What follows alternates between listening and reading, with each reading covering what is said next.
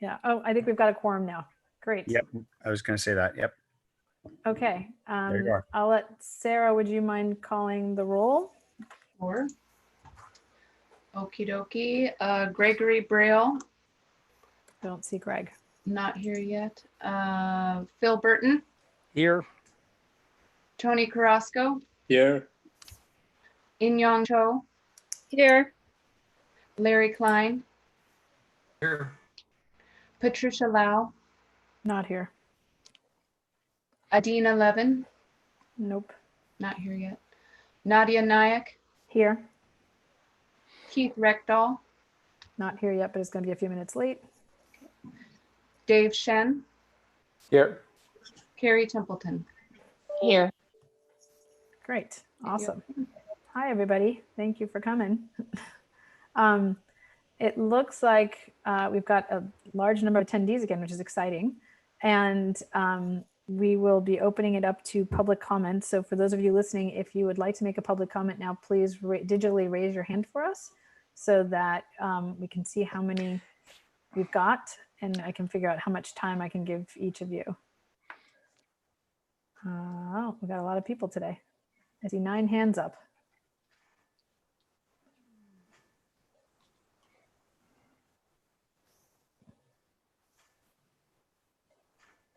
Anybody else who wants to speak? Oh, I see Greg Braille has just joined us. So I want to acknowledge Greg.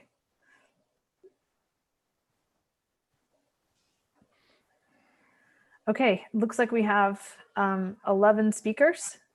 So I'm going to give everybody a minute and a half if my timer can help me with that. Sorry to cut you a little bit short, guys, but we have a very long agenda today and there's a lot to cover. And I want to be sure that we've got time to go through all those things.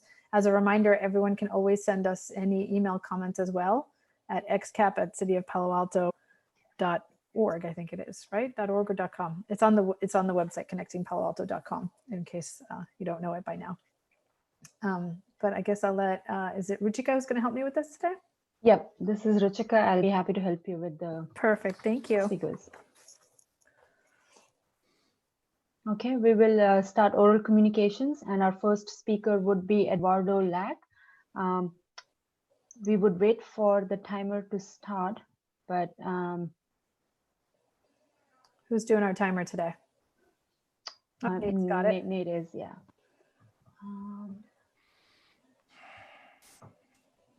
Okay, so Eduardo Lack would be our first speaker. Please feel free to unmute yourself and you can begin talking now. I believe I'm unmuted. So thank you. Thank you, everybody. Great job of getting all the details and the distributed materials. I went through all of them.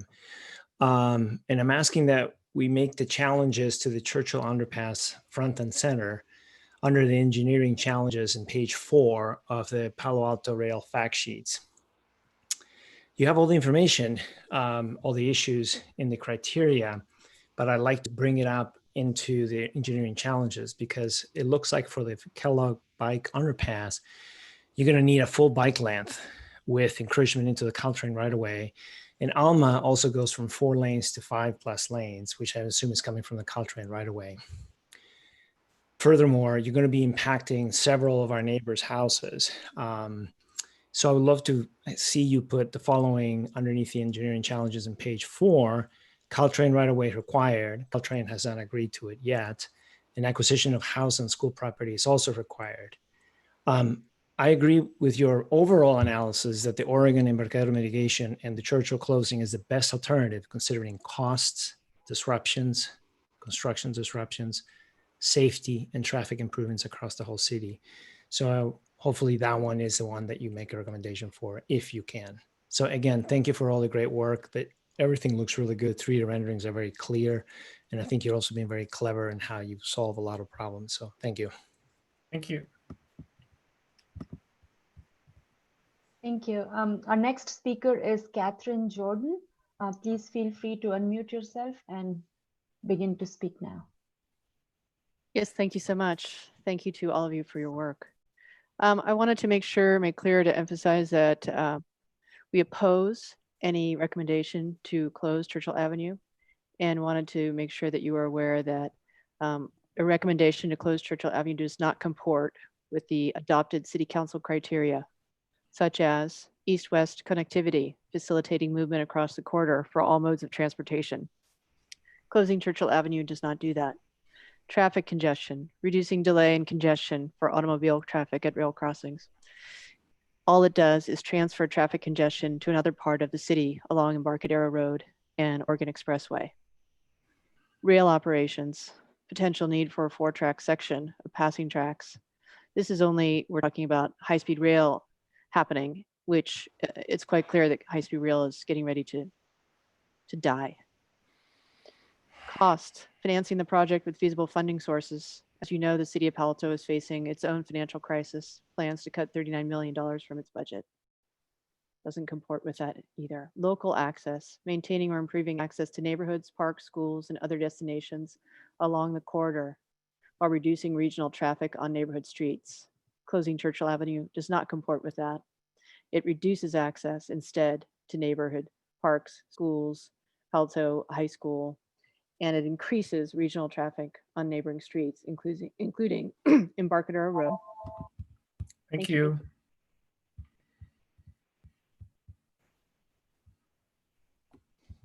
Thank you. Our next speaker is Terry Lack.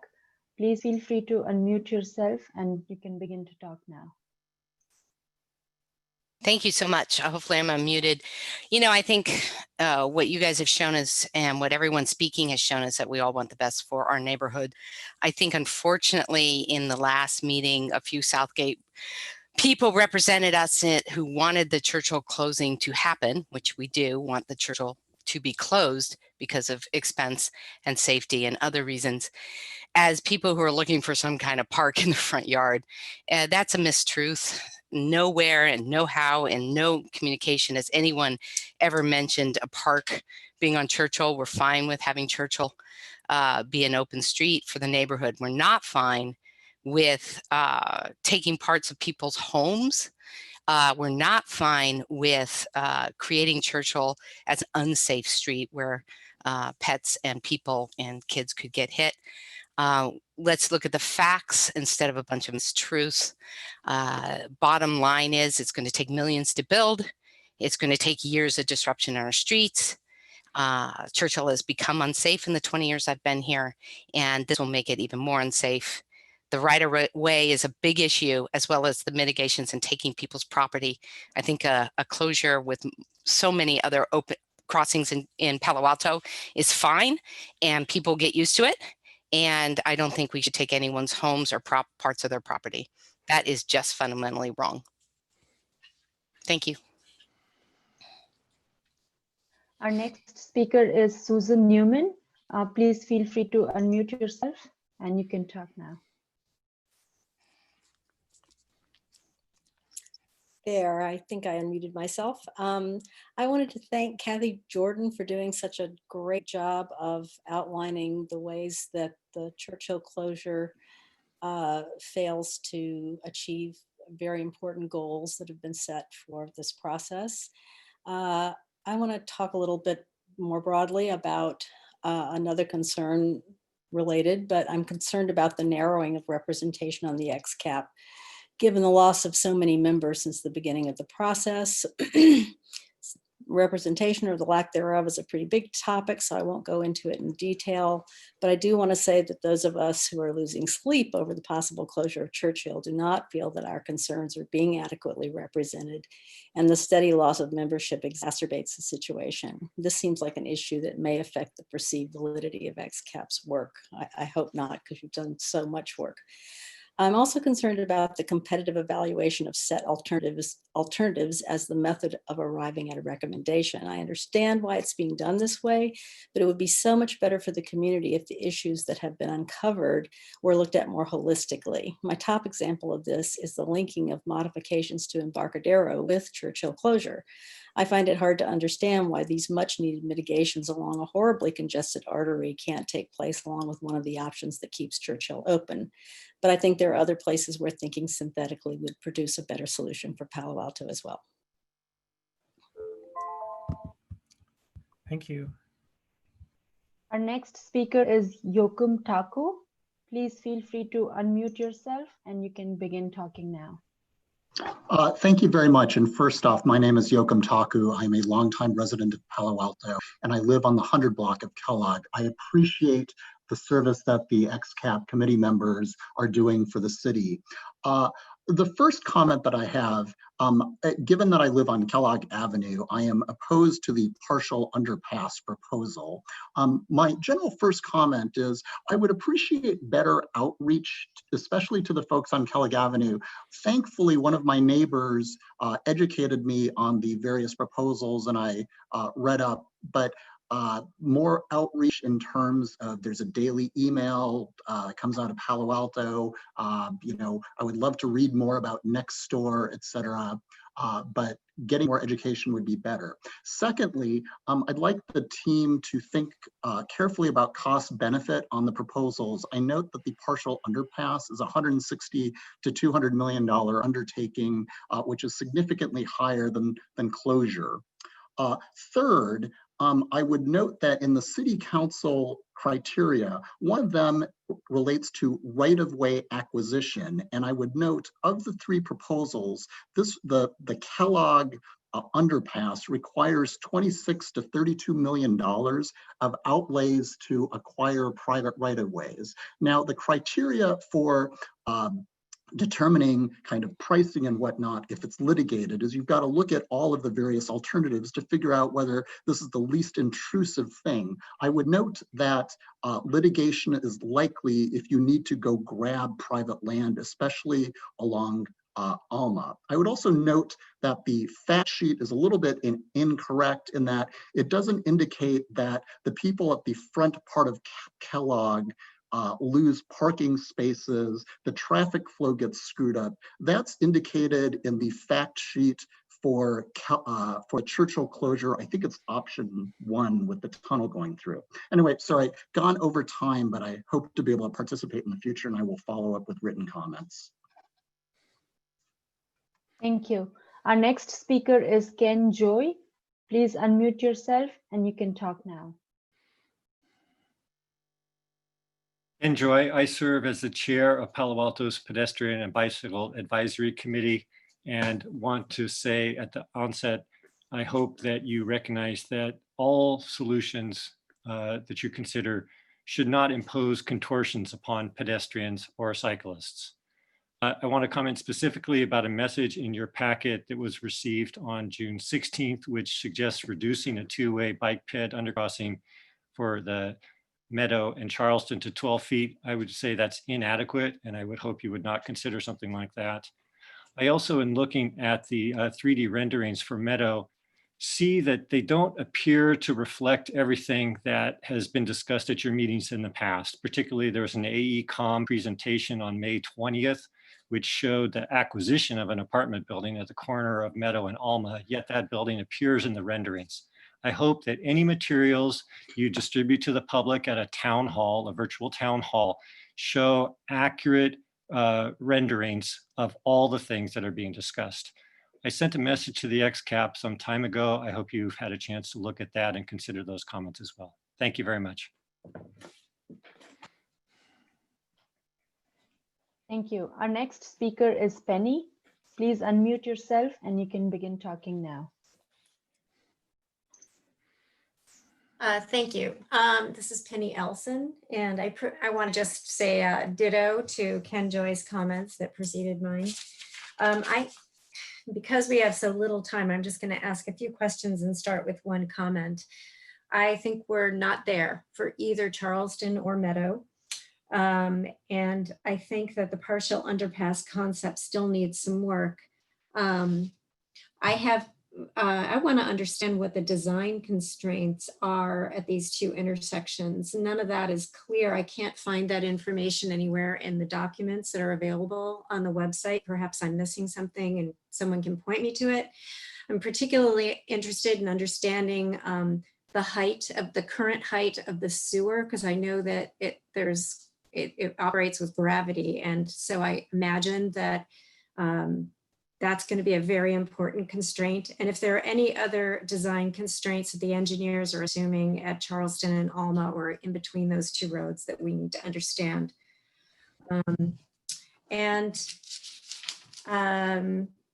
I want to know also if it is correct that Caltrain is going to be proceeding with their own grade separation process sometime soon. And if that's so, does it make some sense for us to pause our process and do some work internally? And you know, I'm interested to hear what the city knows about Caltrain's intent with regard to that. And then finally, I just want to reiterate what Ken just said. I see a lot of detours for bicyclists and pedestrians in most recent partial underpass concepts. I can see some ways around that possibly, but sure, multiple detours, you know, 2 detours if you're going westbound on Charleston to get to the right side of the road, and sharp hairpin turns for people on bicycles who might be riding cargo bikes or pulling trailers is really, looks really challenging to me. Obviously, the details aren't there yet, but I think that presenting all these detours to bikes and peds is not a way to encourage people to bike to school. It's not a way to encourage people to use bicycles for local trips. Thank you. Thank you. Before we go to our next speaker, I just want to remind folks we appreciate your comments, but this part of the agenda is for things not on the agenda. So if you want to comment on Meadow, Charleston, or the Churchill layouts, if you want to save those for when we get into that part of the discussion, that would be great. So if you have a comment that's outside of those things, you can keep your hand raised. If not, I'll ask if you could hold that to the next section, because I want to be sure that we stay on topic. Thank you. Our next speaker is Arnaud Bolens. Please unmute yourself and you can begin to talk now. Hello. Well, first of all, I would like to thank all the XCAP members for all their hard work. But yeah, as the previous 2 speakers, I've been disappointed with the progress on the pedestrian and cycling infrastructure. Currently, the bicycle routes on Churchill, Meadow, Charleston, and Park work reasonably well. And I must say, instead of seeing this design implemented, I would rather wait for a passing train. The whole design has been focused on level of service for cars. This is a deeply flawed concept. And starting July 1st, LOS is banned as a threshold of significance for performing transportation analysis by the state of California. Some of the poor design choices to me stand out. The Kellogg underpass is really bad, very narrow. So it's California Avenue Tunnel 2.0, very sharp blind corners. So it looks like Home Tunnel 2.0. And I believe this underpass should go to Churchill. Meadow, Charleston, and Park all have serious connectivity issues, and I'll send a follow-up email with more details and potential fixes where I can think of them. And in summary, I'm wondering whether the engineers who designed this have ever ridden a bicycle or whether they ever go on a walk. Thank you.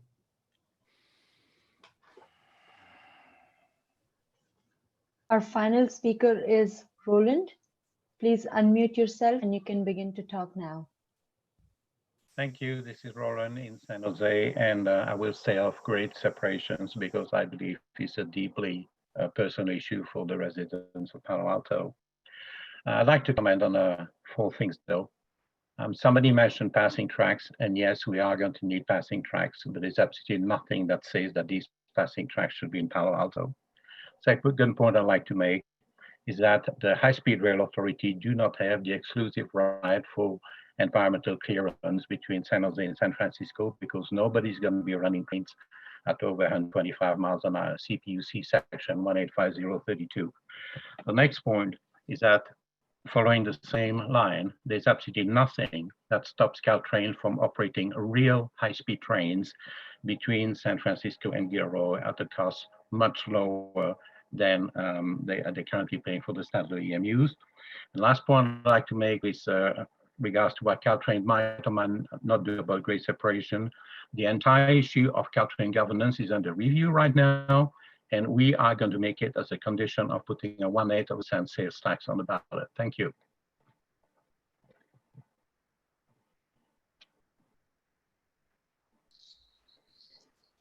Thank you. We do have a couple more speakers. Our next speaker would be David Kay. Please unmute yourself and talk now.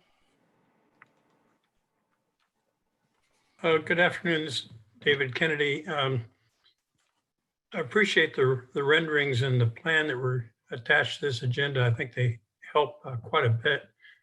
But I think it also shows that we still have some, what I call counterintuitive traffic patterns being proposed.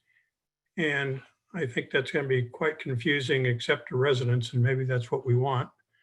But I would urge, as we engineers learn, sometimes it's good to take a pause, step back a little bit, look at where we are and say, are we really moving in the direction that's going to serve generations into the future?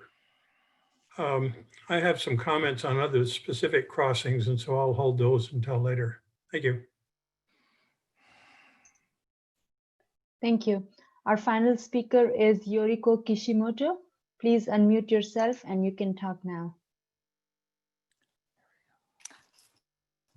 Yes, well, thanks for taking my comments. A couple comments. I guess one is just to say that I do think that closing Churchill is unfortunately a step towards Palo Alto becoming more of a city based on expressways and less of a permeable, walkable network.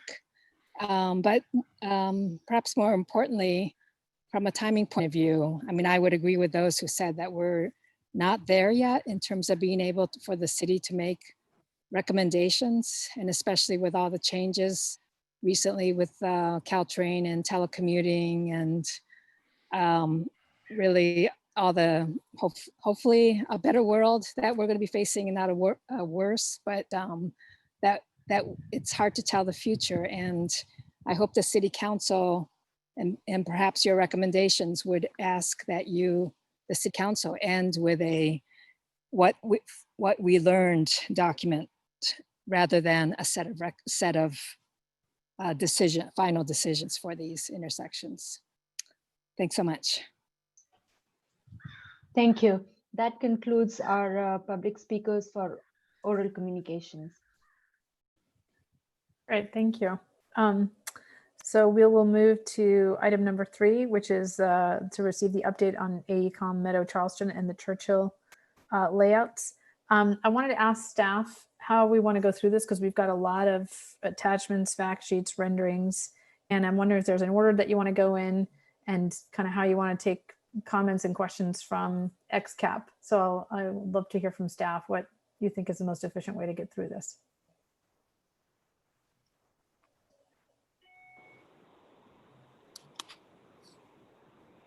So, one option is to go through all of the layouts and renderings and then take a take the comments at the end of all renderings on each, or we could go one by one at each.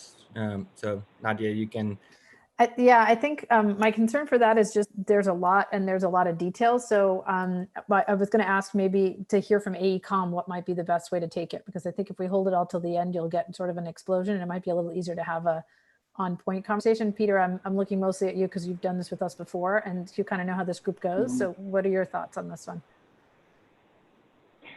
Yeah, I was planning on just going through them all, but I was going to try to keep it as brief as possible because I'm sure you guys can have a lot of questions at the end. But if you want to take them one by one, I'm open to that as well. Well, so I think maybe I'm wondering if the fact sheets should go last, simply because I think you might have a lot of comments on the other things, and then the real question is, do those fact sheets match? And that's like I can tell already that's going to be a sticking point. So, but it's up to you. I want to give you the flexibility to go through this however you planned it, and so. Yeah, so let me go through them. Let me go through the whole thing. Again, I'm going to try to keep this as brief as possible because I really want to just touch upon the changes that we made recently. So can you guys see my screen now? I have the exhibit for Churchill up. Yes. Great.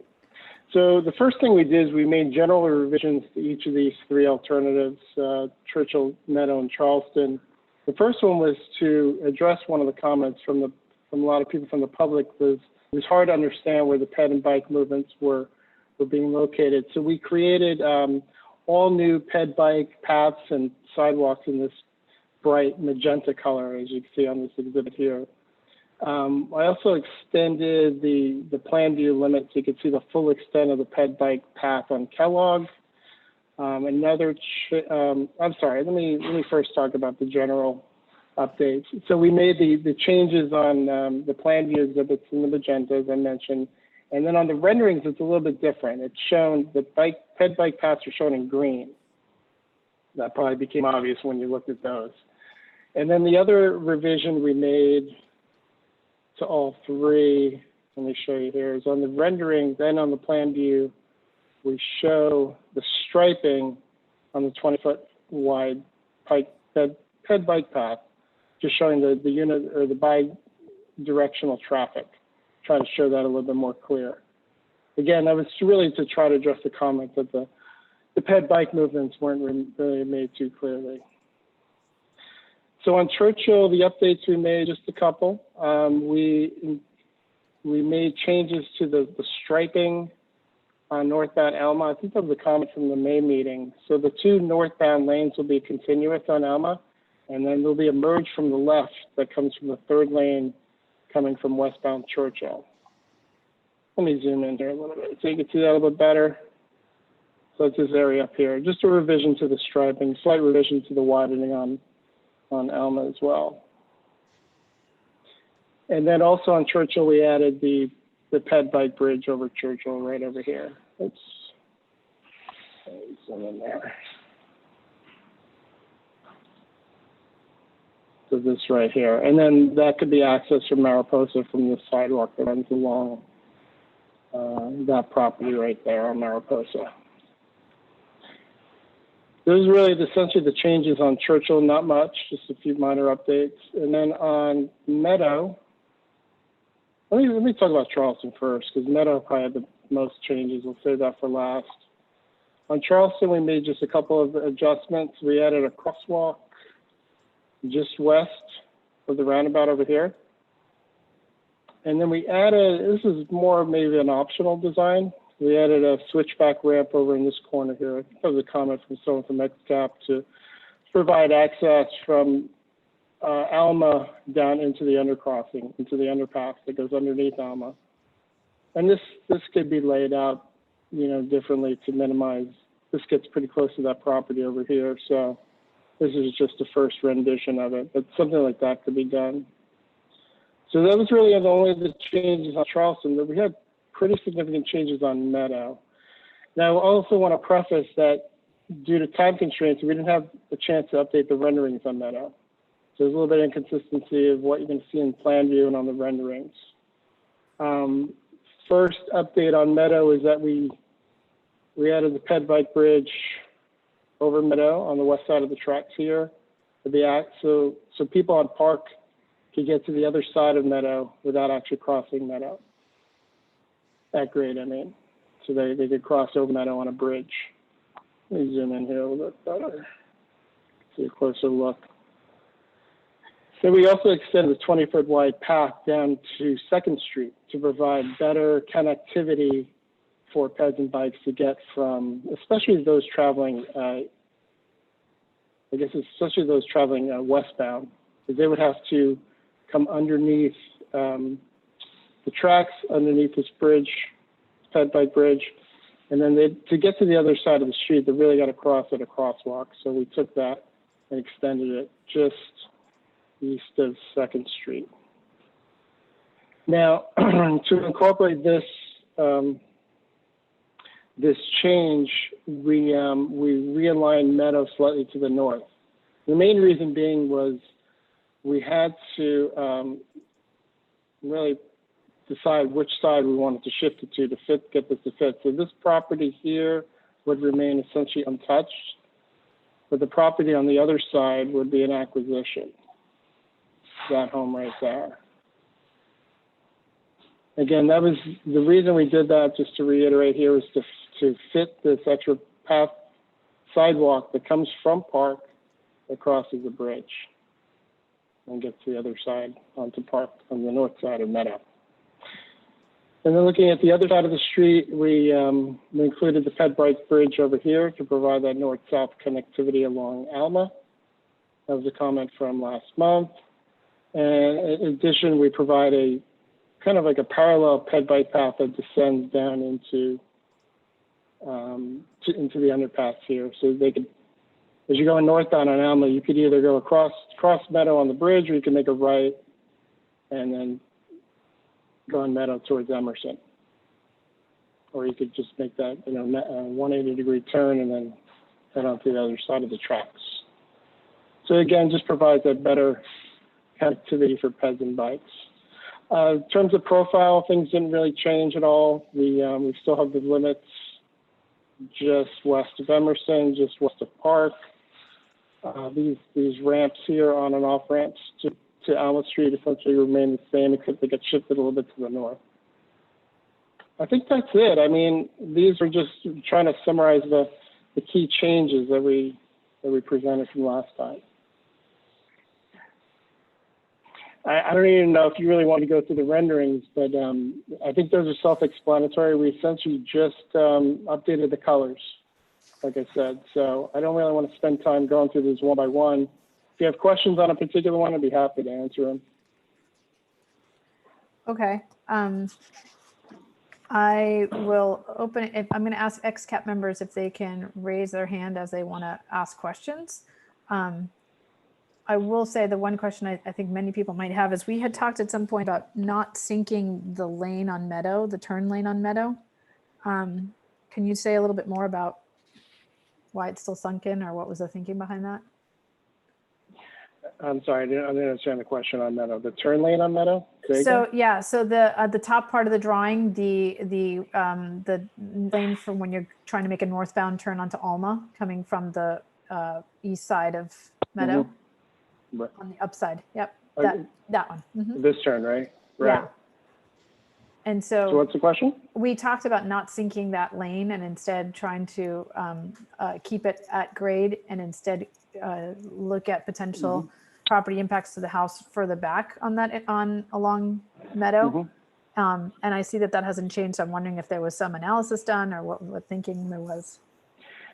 Yeah, well, my thinking on this is that I don't see really how that provides a benefit. I mean, especially for ped bike traffic going on Alma, there's no conflict with traffic. They just have a bridge that goes over.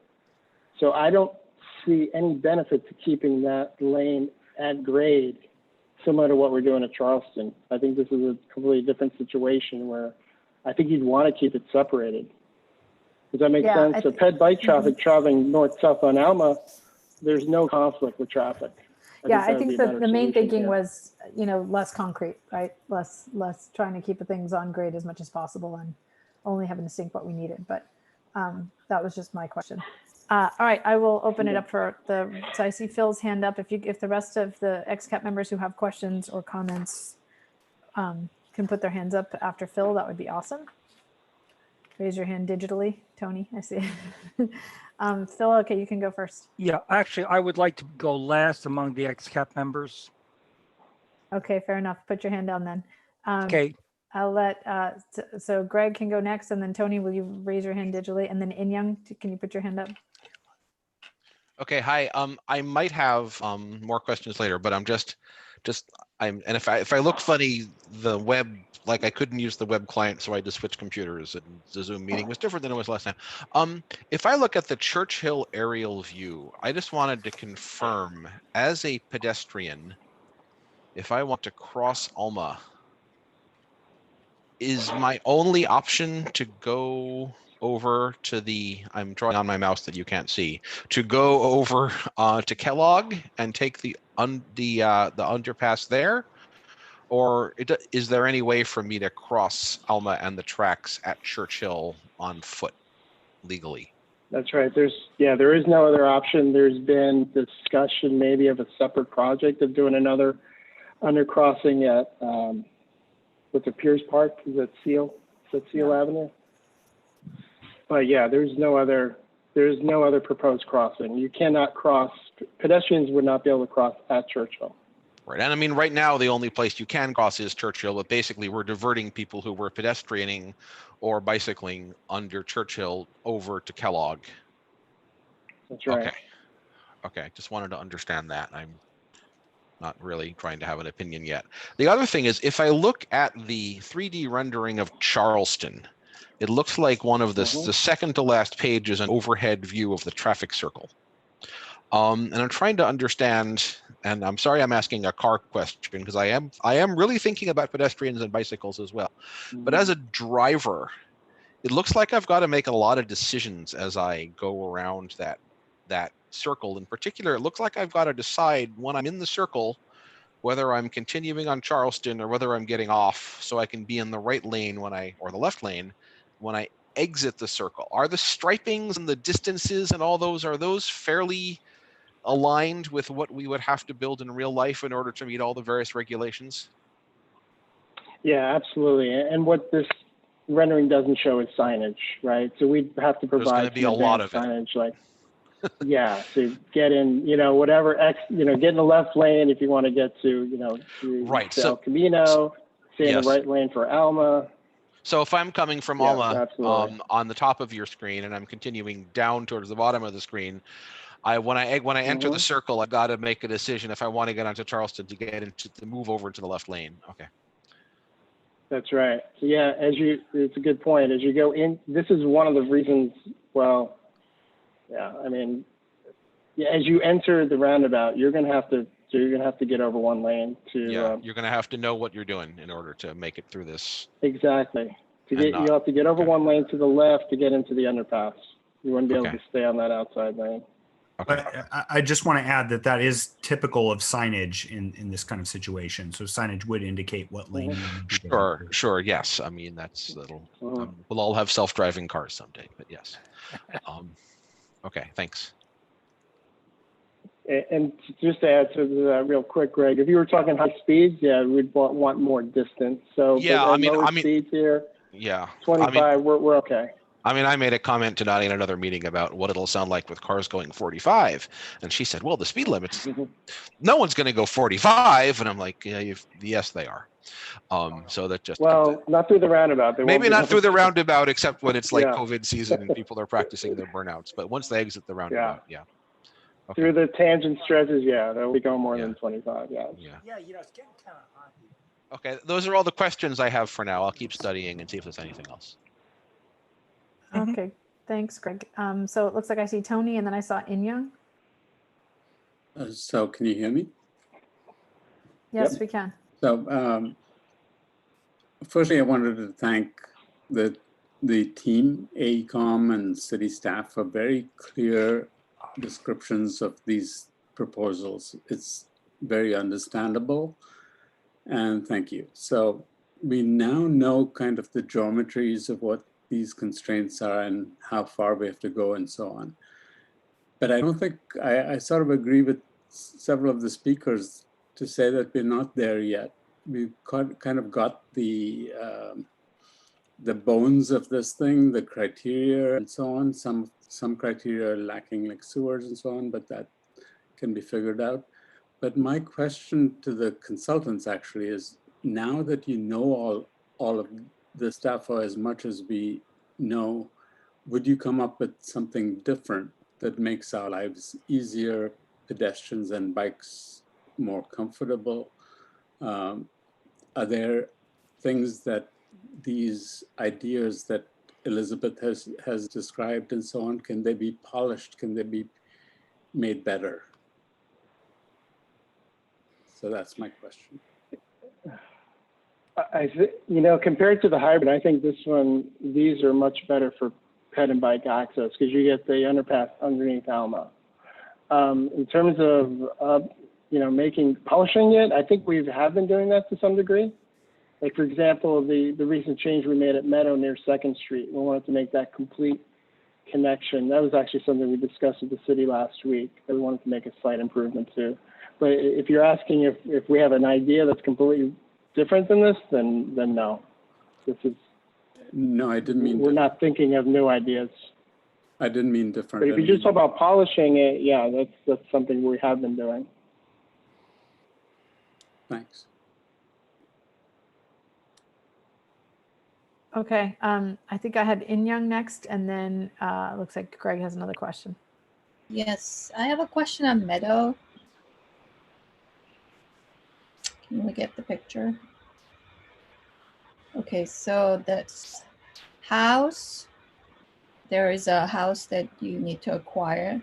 Right next to that house, a small house that used to be my son's daycare. And how today impacted like to go in and out their driveway? Is it going to be any? There's no elevation change, correct? There will be a slight elevation change there. You're talking about the house right next to it, just north of it, right? Is that what you're asking? Yeah, that's where Raina's daycare. Yeah. So right where the purple and magenta begin, that's where the red starts to dip down to meet the elevation of the lowered meadow. So there'll be a slight modification to the driveway there. Okay, so they have to move their driveway to the other side. No, well, not necessarily. We could maybe lower the driveway, revise the grade of the driveway itself. I mean, the details for that have not been hashed out, but that's something we would need to do. We're not talking about 6 feet of elevation difference. We're talking a couple, maybe 2-3 feet at most. Okay, and then the Charleston. Thank you. Sure.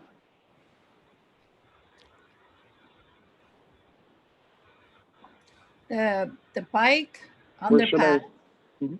Yeah, bike underpass that is going, yeah, that one. So can we move a bike underpass? Is there only way, or you're going down and can you come up on the other side of the track? Like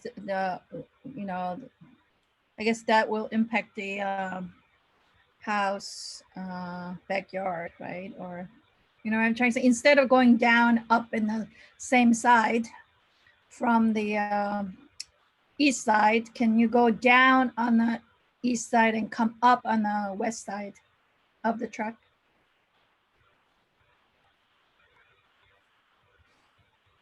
I don't understand the question. No, this house that I'm pointing to. The other side. Go to the I'm other sorry. side of the truck. Yeah, there. You're talking on this side? Yeah, Okay. there, like underpass going down and up from somebody's backyard where the swimming pool is. Mm-hmm. Are you talking about this path over here? Yeah. Or are you just talking about the main? You're talking about the main underpass running east-west. The side pass. The side pass, you're going down and up. Yeah, that one. Yeah. Yep, that one could be revised. This layout could be done differently. We could use maybe more of this space over here. Again, due to time constraints, we really didn't have a lot of time to kind of start playing around with different ideas. So we just laid one out. This is just one way. To be fair, we talked about several different options for this. If you're talking about the switchback, so we talked about multiple different options. It could go parallel to the path. It could also be 4 different switchbacks rather than just the 2 longer switchbacks. But just note that it's coming from the higher elevation to go to the lower elevation. For a bicyclist, it's probably actually, frankly, PEDs too. It's a little bit easier if it's less switchbacks. So this is just the first consideration, but it's really could be any different direction as the arrows are now indicating. It might be helpful to show the rendering page, I think it's 7 of the Charleston set, which is 3E, because you can see it at a bird's eye view. There you go. And you see the path right there in the foreground? Yeah. So you can talk to her about it through there. I see. Might need to zoom in a bit so you can see it better. Yeah. Okay. I was thinking I see you come down. So I'm okay. This is going up and down in the same side, but in the Churchill underpass, I think we had one down going in the one side and coming out in the other side of the track. Do you guys remember that? Yeah. So Inyang, this is actually for the pedestrians that are walking along Alma and they're staying on grade. And now, if they wanted to go underneath, this long path is how they get there. It's meeting up with the underpass that's going east-west underneath the tracks. Does that make sense? Okay. Yeah, it could be many different variations. So I don't want to waste any time. Okay, I will think about it more. Thank you very much. Absolutely, it can be done a few different ways for sure. Okay. So I've lost. I think it's Keith next, And then it looks like Tony and Greg, I don't know if your hands are up again because you have more questions, or if not, you can put them down. But Yeah, Keith, I'll let I you have go. more questions. Okay, I'll let Keith go, and then we can go back to you. Keith, go ahead. Okay, I'm looking at Meadow. You want to switch over to that Meadow view that you zoomed in at? Okay. Yeah, this is an improvement, but we're not there yet. One thing, the bicyclists, it will be like right now you put that bridge over to connect east and north and south there. Yeah, that's such a sharp corner. I assume we could round that off and make that an arc instead of having a right turn. This could probably get rounded a little bit, yeah. It gets tricky structurally to make it. I'm sorry, talking about the other side? The other one, yeah, the other side, on the west side there. Oh, okay. Yeah, right there. If you're on a bicycle, you have that really sharp corner there. You're going to want to round that off. And like Penny mentioned, a lot of these bicyclists, they have long bikes or they have trailers behind it. That would be a really hard turn. Yeah, I think for this one, it's hard to round off the inside corner because of vertical clearance. But what we could do is potentially make the path a little bit wider. Like for example, over here, make it a little bit wider on that side. Since that's an acquisition of a property anyway, we have that space to work with. Does that make sense? Yeah. So where's the right of way? Where's the edge of the right of way there? Just eyeballing it between the properties, looks like it's right there. On the south side see there. That red line I just drew. Okay.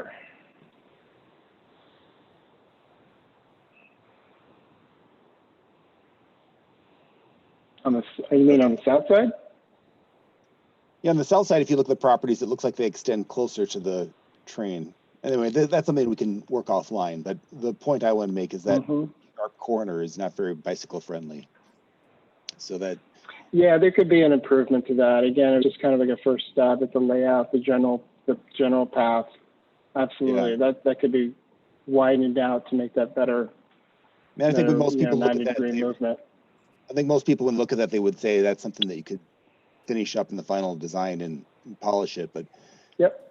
But when it goes out to the public, also people then are worried that you're ignoring the bicycles, and that's also a bad thing. So that's hard when.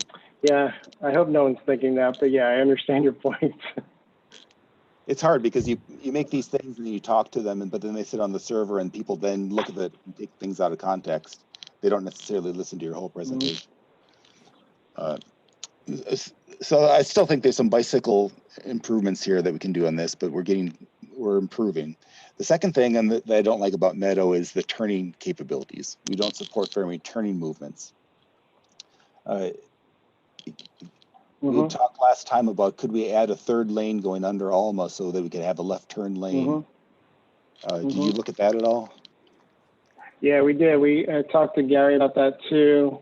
And a couple of, as we got a chance to think about it more, talk about it more internally, that would be challenging geometrically. Not only would have to be a shift of the alignment to the north, which isn't too bad now that we have the acquisitions on the north, but the geometry of these intersections get all out of whack because we'd have to provide now storage length, storage capacity for those left turn movements sitting at the light.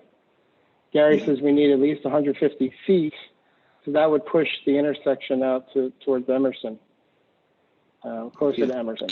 And then now this bridge probably gets longer. So it's kind of this ripple effect of changes that would require. And on top of all that, Gary said, the turning movement there from east to north, he said is not very high at all. No, it's not. That's what he said. But what about a roundabout? What I don't like is these people on the west side now, if they want to go to downtown Palo Alto, they have to weave around over to Charleston and then somehow and then go on that roundabout and then head back north. It seems like a lot of hassle just to take a turn. So having a slightly inconvenient turn here would be much better than no turn at all. Yeah, like I said, we were really trying to get that to fit that turn in. We wanted to accommodate as many turning movements as we could, but I think that would be too challenging here. Just like I said, due to these I think it would kind of blow up the geometry a little bit. It would be tough to do. I know last time you said, Keith, that you were talking about the runabout down here. Is that right? Well, you could Or have turning a U-turn movement. either. Well, yeah, that would be one option. Another option would be do something like Charleston did and have a roundabout further up at Bryant or somewhere up there, and that would allow people who are west of the tracks to cross under, go around the roundabout, and at least head north. That'd be It would be directly, but it'd be more direct than having to go all the way down to Charleston. Yeah, I think Gary would probably say that it'd be a better option to have the traffic big diverted, because we were really trying to avoid the roundabout for this option, because Meadow is so much more narrow than Charleston.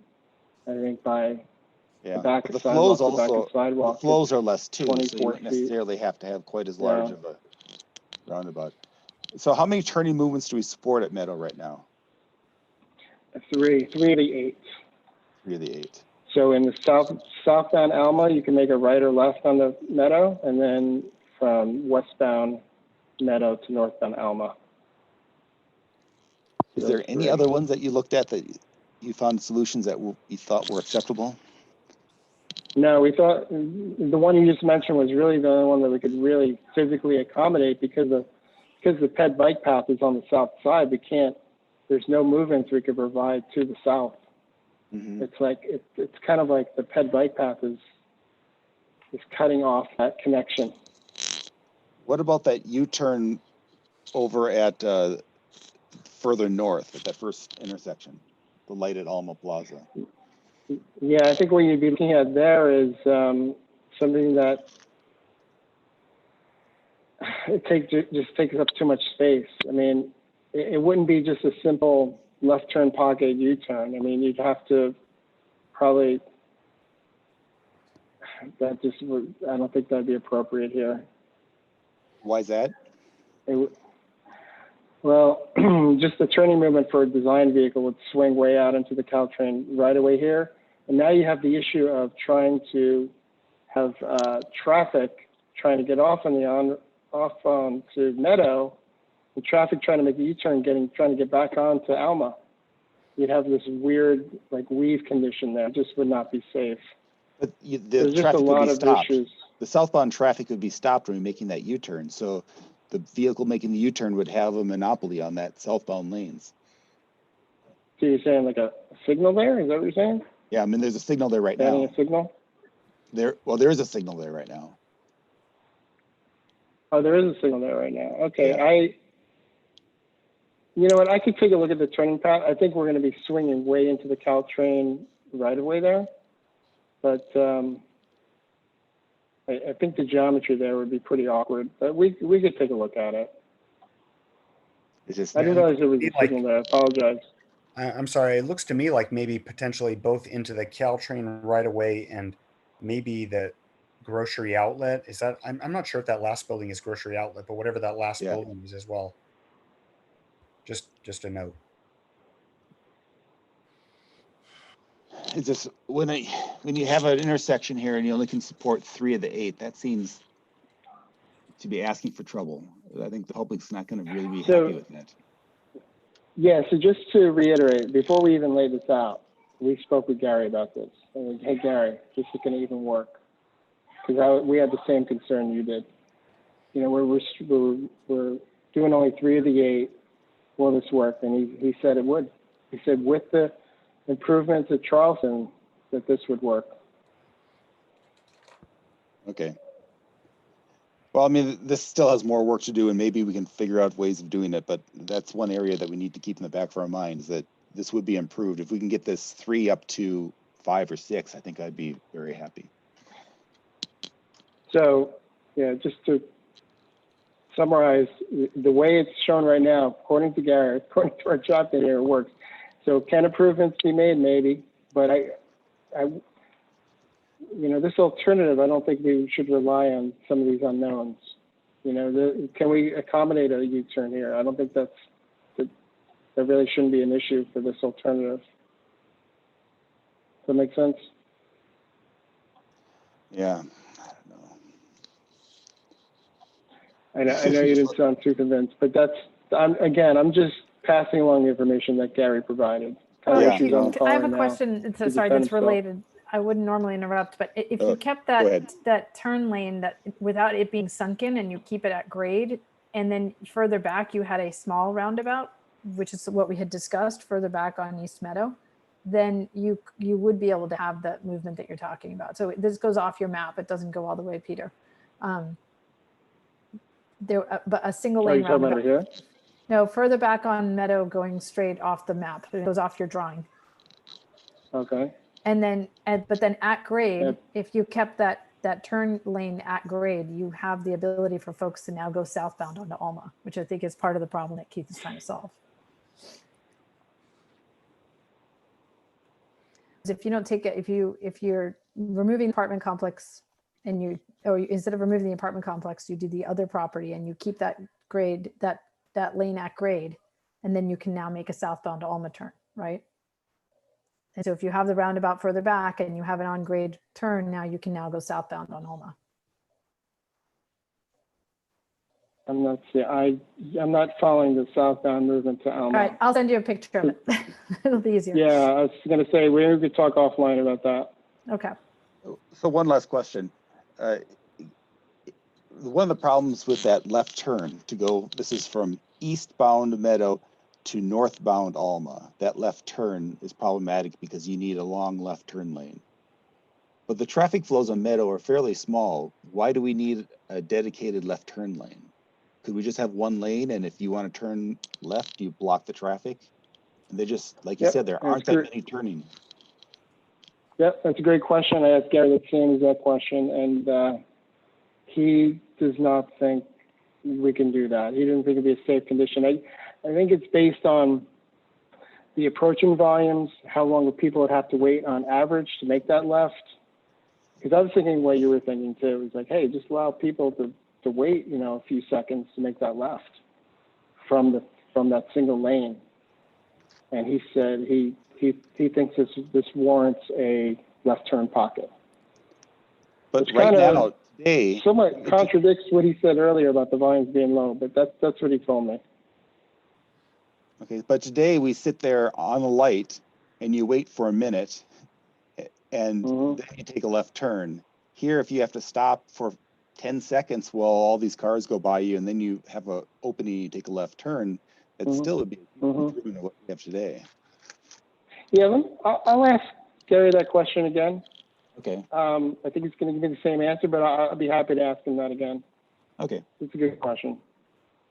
Okay, that's it. Thank you. Thank you, Keith.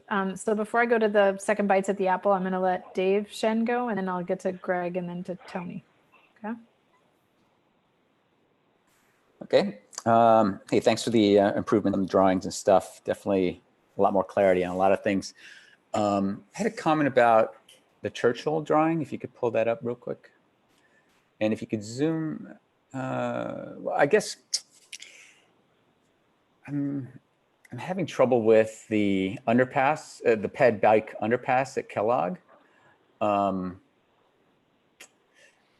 Is there no way, well, first, let me ask this. Is the width of that, what is the width of that on Kellogg and the pink, the magenta there? 10 feet. 10 feet. The reason we didn't want to make it too wide is we were trying to avoid modifying the curb on each side of Kellogg. So if we make it a little bit wider, we would have to take out that planter strip. Well, yeah, you're also encroaching in on the ability to have two lanes of traffic there, right? One each way on either side of it. Is that right? Well, no, we could conceivably widen that path, but it would still maintain one lane of traffic in each direction, but it would require the curb and gutter to get shifted out. And that would require removing the planters, the landscape strip that's between the sidewalk and the curb, like 5 feet. Does that make sense? Yeah. So it's 5 feet on each side. And that would still entail removing the ability to park on the side of the street, or would you be okay with that? or can you still park on the No, other side? you wouldn't be able to park. Okay.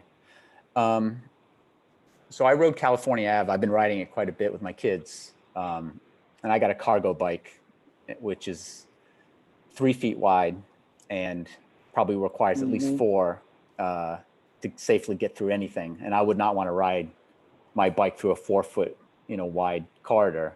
Now, California Ave, I measured is 8 feet, and 10 is not that far from 8. And so, the width of that really concerns me, especially if we're talking about tens of kids riding down at once in the morning, trying to get to Palo. And so the width in the beginning concerns me. And then also when we're underneath, just imagining like a pack of bikes speeding down there to a teed off end. That seems ripe for me to be a head-on collision with a wall waiting to happen. Understand where you're coming from. Not an ideal situation. In fact, that's one of the reasons why we have the tunnel underneath the tracks in Alma. We widened it to 20 because, we're not really restricted here. But we got that, we're confined at Kellogg. So like I said, that could be an optional modification to this design where we widen it. And that's actually one of the reasons why we made it 20 feet at Meadow and Charleston was that, when you have walls on each side, 10 feet, 12 feet, it's going to feel kind of narrow. Yeah, it's very restrictive. Everyone kept saying, everyone kept saying, not everyone, there was a few people that said 20 feet was way more than you needed. And I think we're also hearing from others saying that that's about right. Yeah, the more space you have down there, the better, and especially if it's long, and if you expect there could be pedestrians down there at the same time bikes are whizzing through, because that is pretty scary through California Ave. If anybody's walking down there, people got to wait if you're on a bike. Yeah, and then the uphill of it is challenging too, because if you slow down too much, you're going to tip over because you can't generate enough power to just even keep forward momentum before you keel over. So that's the other issue is as people come up this way, they get into the thinnest part and they're trying to exit and they're getting scared, they're slowing down, and all of a sudden, they got to put a foot down. Yeah, or they end up walking, which is what they recommend people do in the California Ave one. But some people walk and a lot of people try not to walk. The other thing I was thinking of is underneath the tracks, maybe you'd even flare out wider because you have the space theoretically underneath the tracks so that they can make that turn a little easier to either side, depending on which way they want to go. Yeah, so the tricky part. Yeah, the tricky part over here is that from the center of the track to that wall is about as close as we can get. So I do not believe Caltrain would want us to have a head wall that kind of flares out like that. Is that what you're suggesting or thinking? Yeah, just like that, or even bring it further back, further up into it so it flares out, as soon as you can start it. Yeah, I think Megan at the last meeting, she was asking about this. So I think if you want to do something like that, you have to have the flare out here. You can't see it with the color, but let's see if we can change the color.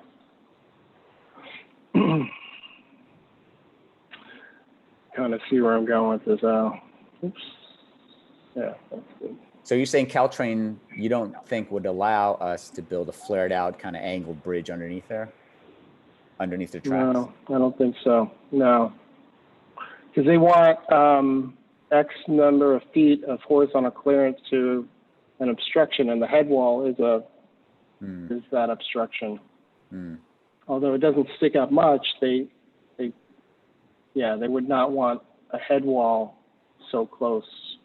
Let me see if I can draw it.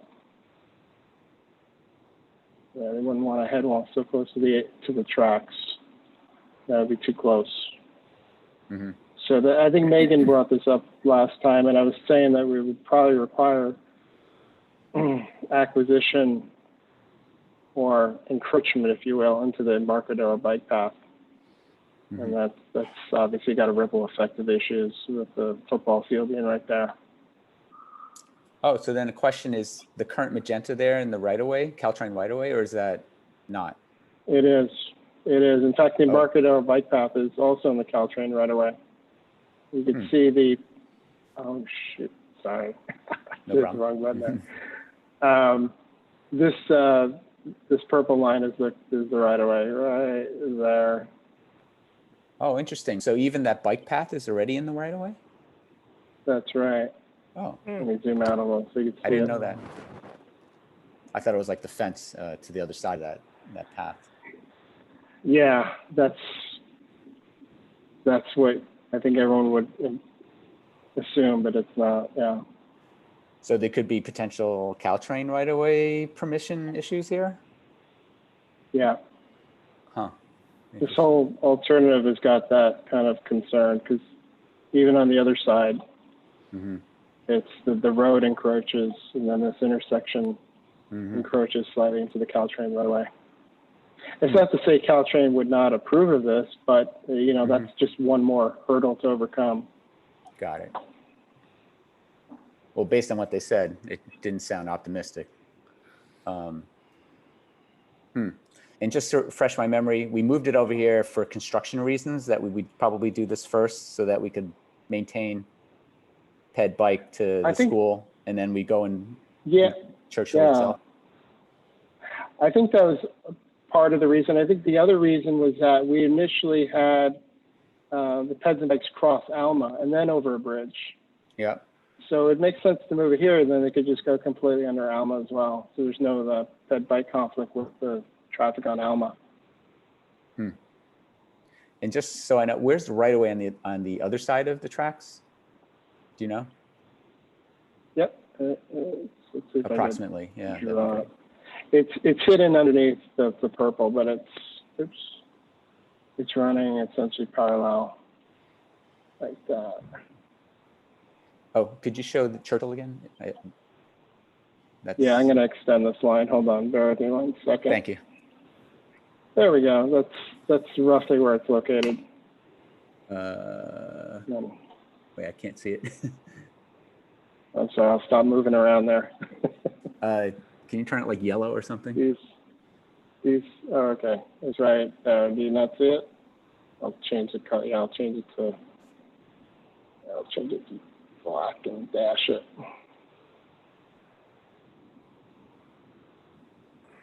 Oh, interesting. The right of way is all the way over there.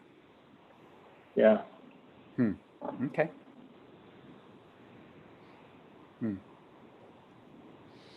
Yeah, the Caltrain right away through the whole corridor is very unusual, especially even at Meadow. It's got some weird jogs in it.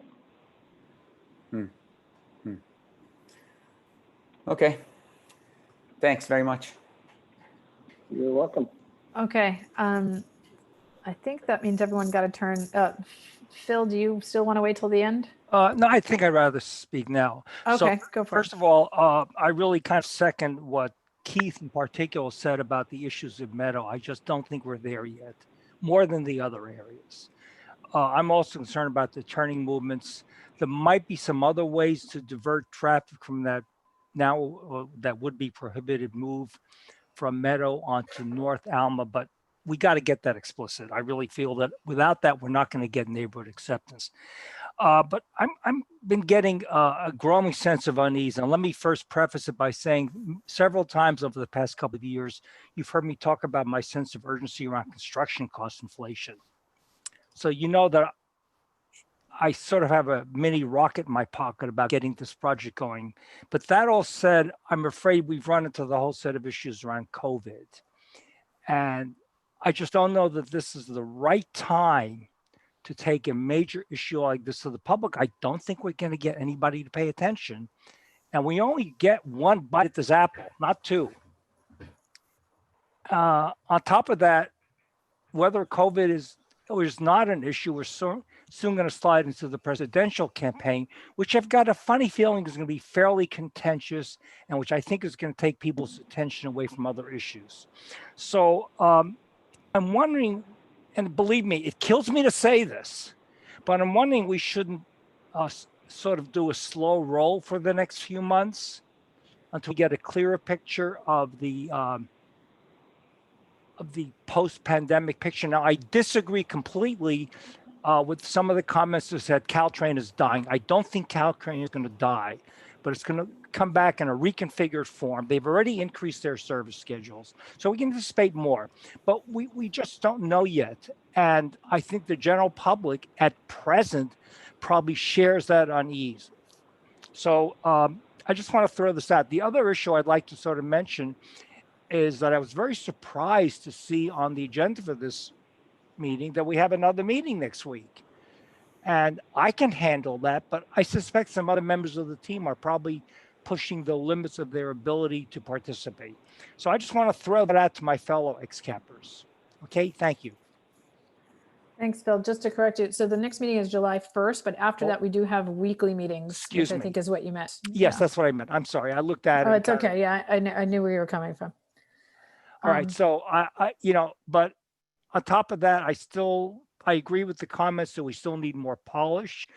Meadow in particular. I think the town hall feedback is critical to our decisions, but I'm just not sure we're ready to do that in this environment and get anybody to really pay attention. Okay, and that's despite my general comments about construction cost inflation. We can't dilly-dally. Remember, I've said that.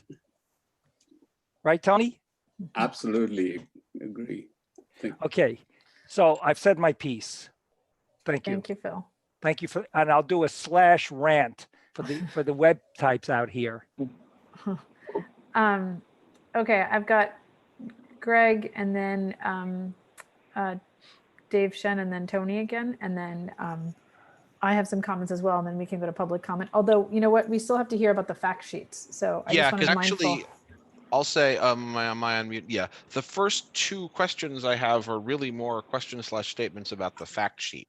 Okay, do you want to hold that until Peter has a chance to present that? And yeah, then... but I have a third one. Perfect. Sorry, I had to move my camera because to what Tony said like an hour ago, we're having a lot of conversations like, are we there yet? And first of all, I hope that no one interprets all of our attention to these plans to meaning that this is what we're going to do. This is one of the alternatives and we're trying to refine it. But it doesn't look to me, and I'm not a traffic engineer or a construction person, that we're going to get a solution that, for instance, allows all 8 turning movements at both intersections, clear pedestrian and bicycle crossing for everybody. Is there, in a previous meeting, one of the engineers from AECOM said, I think the hybrid we designed was the best hybrid we could design.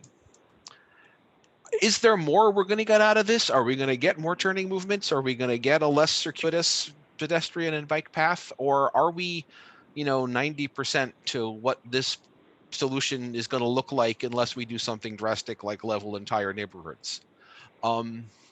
That's what I'm trying to understand. I'm trying to understand, is there a lot more room for improvement in these designs? And I guess that's a question of opinion for Peter. Yeah, I would say to answer to that is no. I think in a perfect world, we'd have all turning movements accommodated, grade steps for peds and bikes at every intersection and no property impacts, right? I mean, that would be what we're shooting for, but there's just so many constraints on each side of the tracks. We're just dealing with a very confined area. So, the hybrid is a traditional alternative. The drawback to the alternative that I see compared to these is that, the peds and bikes have to cross Alma. They get the grade set from the tracks, but then they have to cross Alma. But and they're that's not a big concern with the community.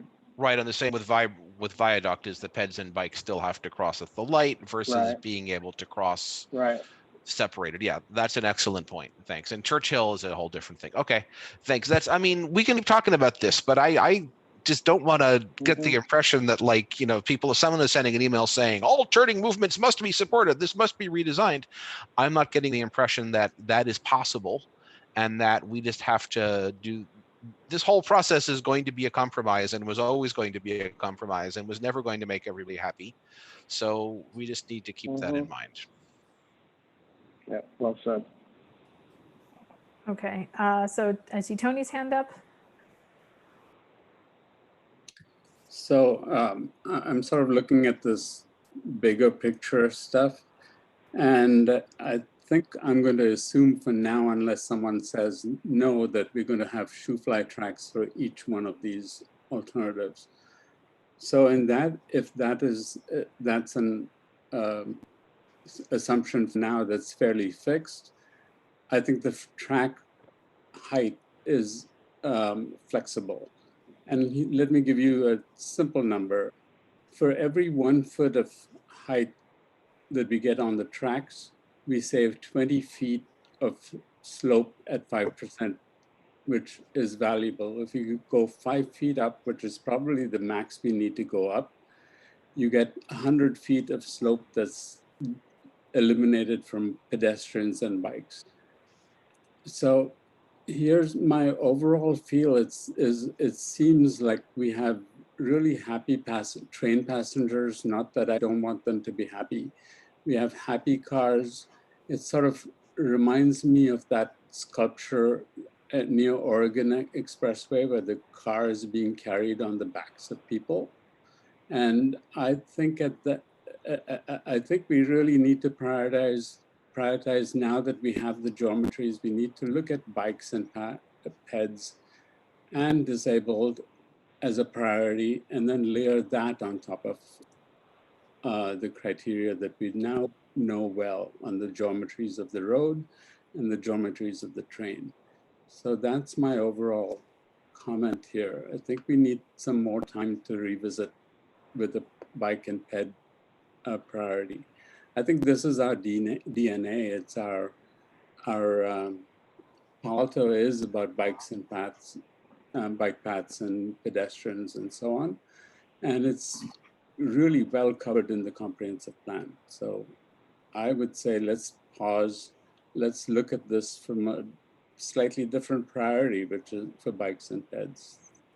Thanks. Okay, thank you.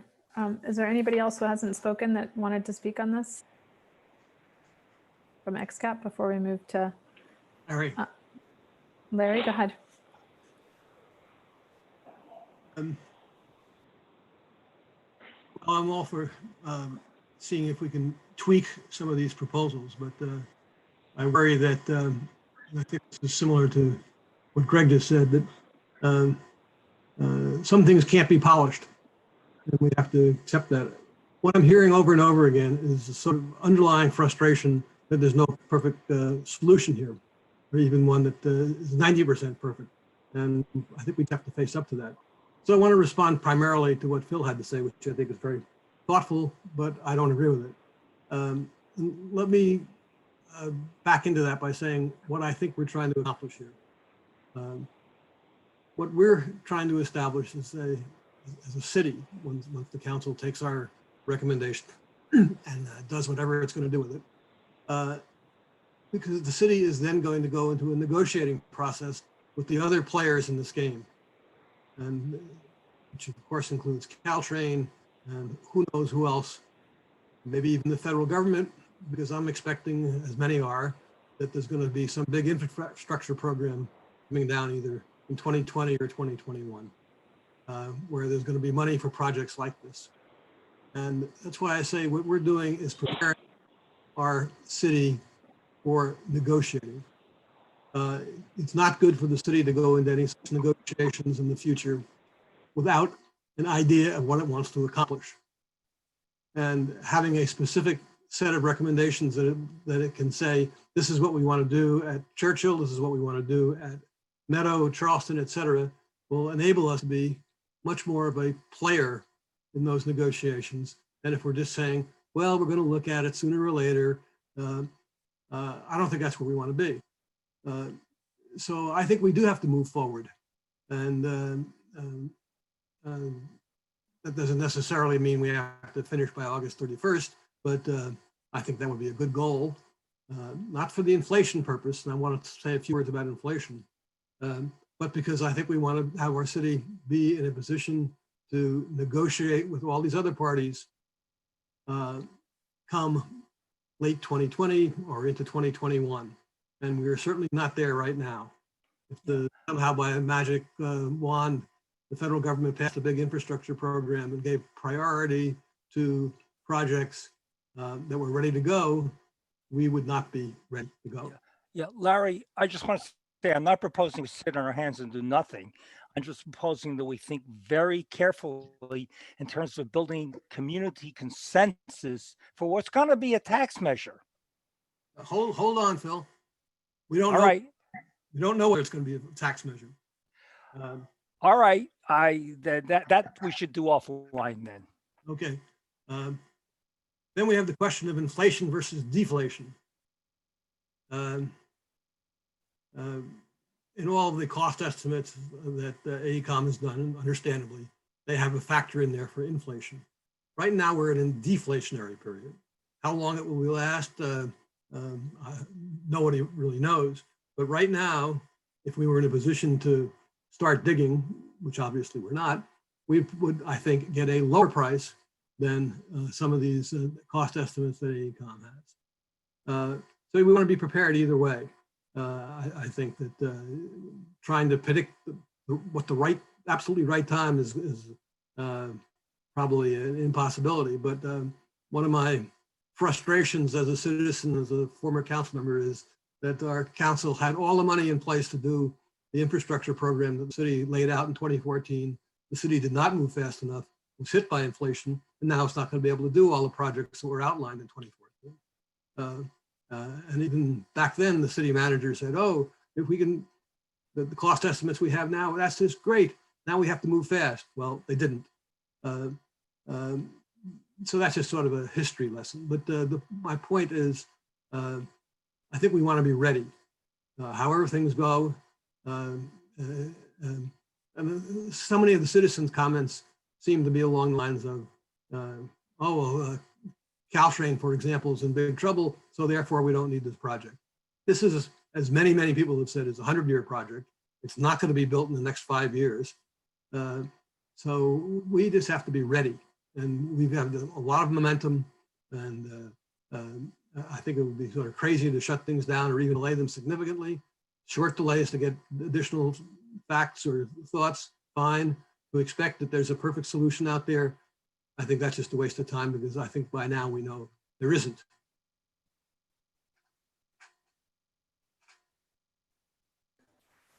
Okay, thank you, Larry.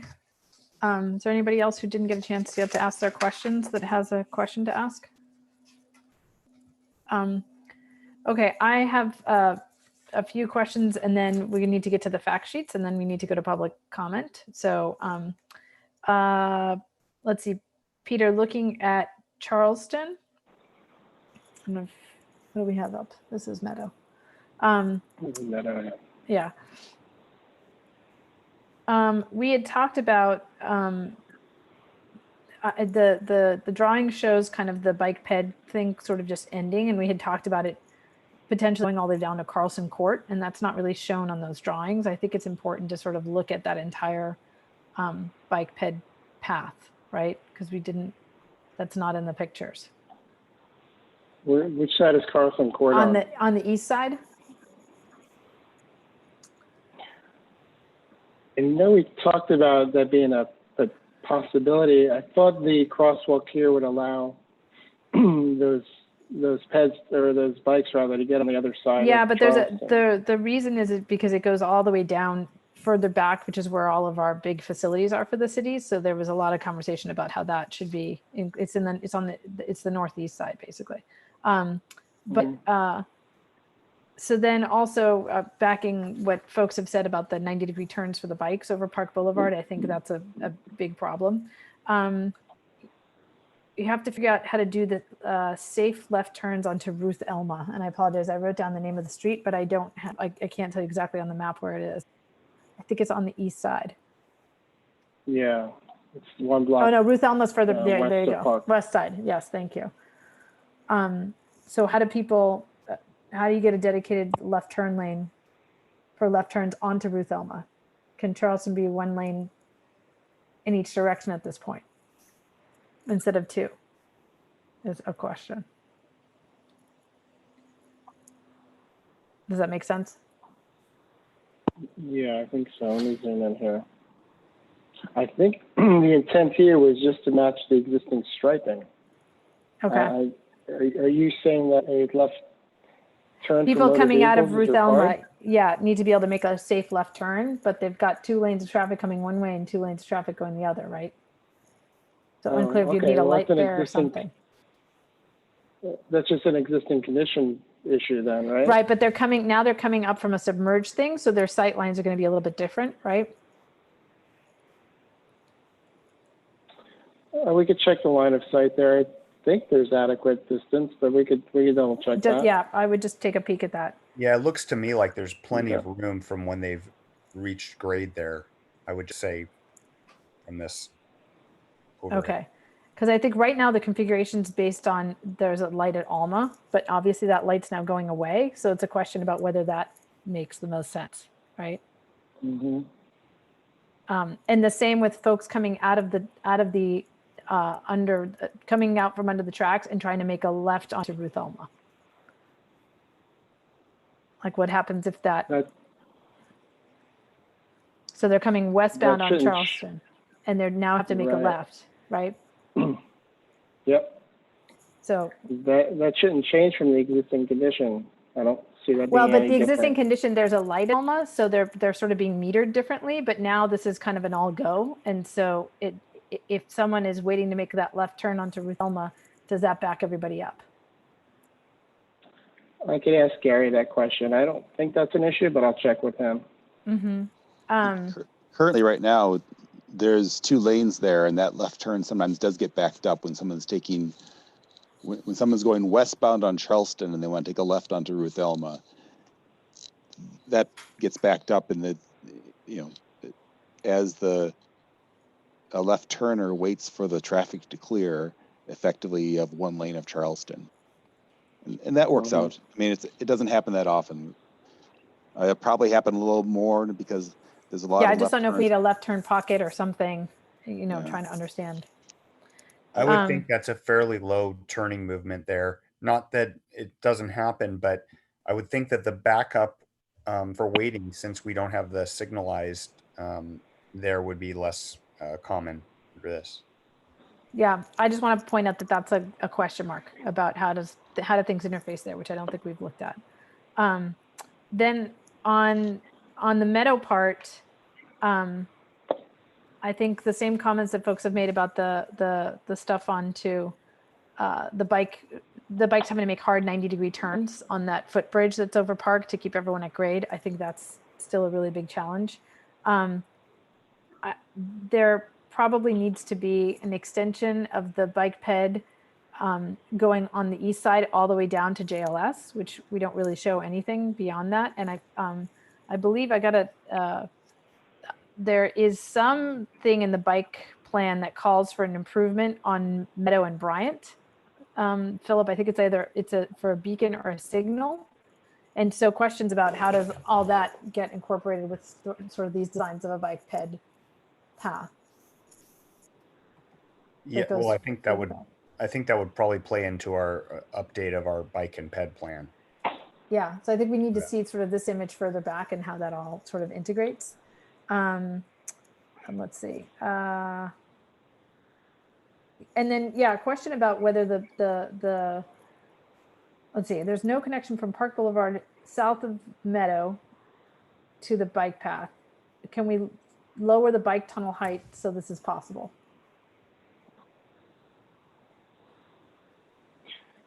So there's going to be, yeah, so there'll be I don't know if you can really see it, but it's not too clear. There'll be a stairway here that connects from Park, so pedestrians can get down into the path. Okay. If a bicyclist wants to get down there, they would have to go on this sidewalk right here, because this will dip down into the underpass, into the path. Yeah, that seems like so a not there is great a turn connection for Dave Shen on his bike trailer that I'm imagining now. Those are just makes it hard.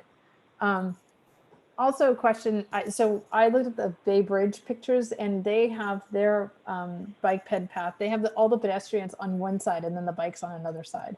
So I just want to point out that the way we have the graphics, it makes it look like you have to have pedestrians going one direction on one side and one on the other. And I'm not sure what makes the most sense. I'll let the bicyclists chime in, but I just noticed that that graphic looks different than what I've seen they do for actual bike paths. So those are my sort of we mimicked. No, that's a good comment. We mimicked the striping similar to what's on Homer. So I suppose there's a couple different ways you could do it. Yeah, and then I think the rest of my comments are probably more about the fact sheets. So why don't we, if you want to move to those, and then that way we can open it up to that, and then we can get public comment because we're already running a bit behind. Sure. All right. I am going to stop my share. Elliot Wong is going to take over that and present the updates to, well, not just the updates, but the new fact sheets. Right. Hi, just a quick sound check. Can everybody hear me? Yes, we can. Right. I'm going to share screen right now. If you don't.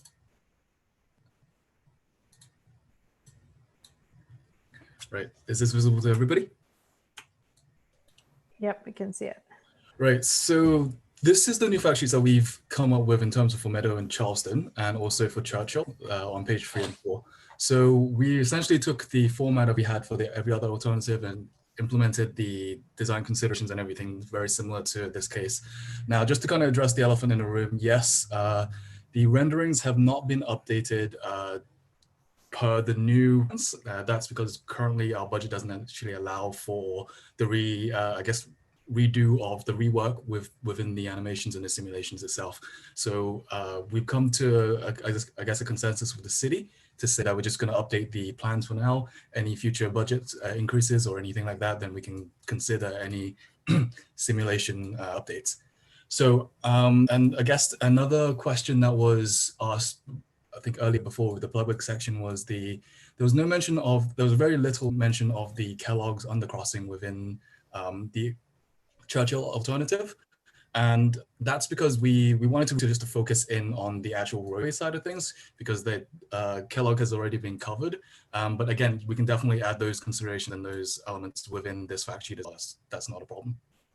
And I guess one last thing to address is that the real estate within Meadow and Charleston, in terms of space-wise for text and also in terms of how detailed that we can get into, for example, there are technically two renderings or two sets of renderings. However, we're only showing just the overviews. That's because there's not enough space within the actual 11 by 17 back-to-back sides. What we can possibly do in the future, and again, that depends on how the XCAP kind of communicates that over to us, is we can add an insert and maybe like an 8.5 by 11 insert within the Meadow Charleston alternative to actually add more real estate for us to include more information, but that'll be down to the XCAP's decision. So I think unless I hope everybody's had a chance to kind of read through the content. If there's anything else, we can probably just open to questions or communications right now. Okay, XCappers, if you could put your hands up, that would be helpful. I see Dave Shen first, followed by Greg Braille. Great, thanks for doing these. These look pretty nice. Some comments then. First, you had just mentioned that the 3D renderings were not representative of the latest. Correct, yes. Due to budget. Specifically for Meadow, only for Meadow. Charleston and Churchill should be up to date. Okay. So is there some way we can label that picture that says real thing is not quite what you see here? I don't know, something, because... Yeah, I completely agree. And that's actually something we had talked about in particular for the town halls is providing a note about what has changed from the renderings to the overhead, which you see on I think the next page. I think that's a really relevant comment. Okay, yep, we can definitely include something like that. Again, just to talk about the real estate within these two 11 by 17s, in order for us to include more detail, include a little bit more of an explanation for what's been up to date, we do really should add an extra insert. Is that okay with everybody?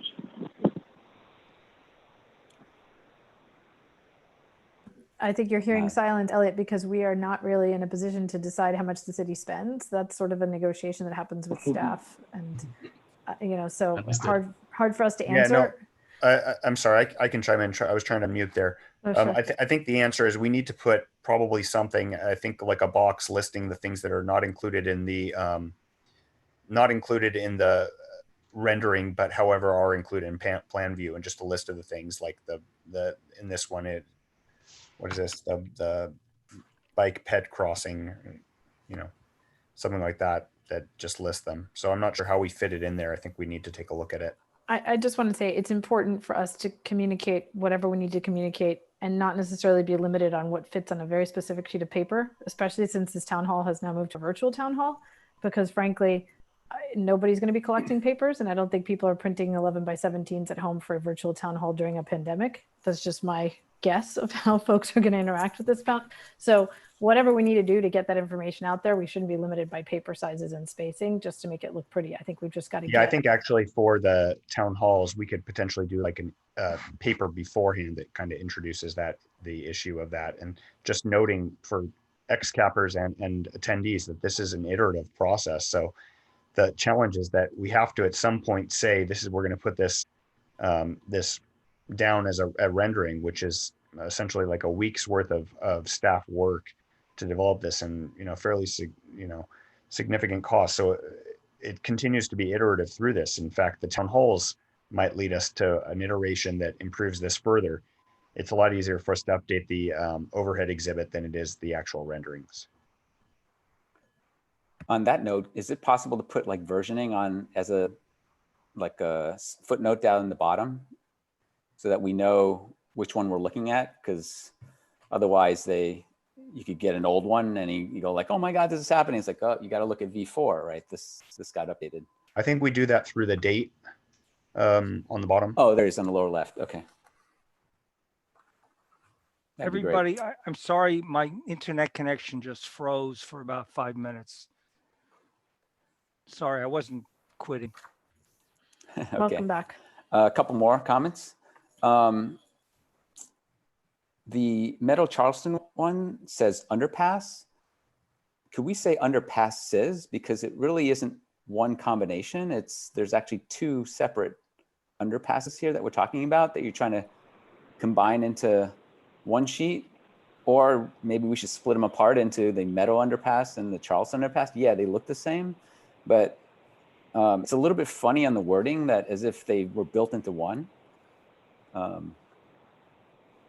Yeah, so in terms of changing that, we definitely can.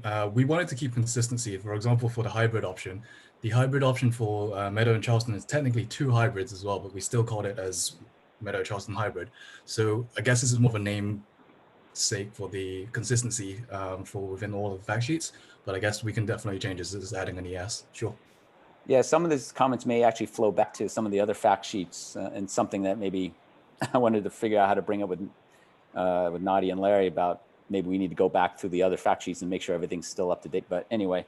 That's going to come up on a future agenda, Dave. So that our next meeting, you should see on today's agenda, you can see topics that are coming up for our next one. And one of that is updating the fact sheets and updating the matrix. So. Oh, perfect. Thank you very much. So then that also applies to the costs. So I guess that's for both projects would total up to 350 to 450 then? That's correct, yes. Okay.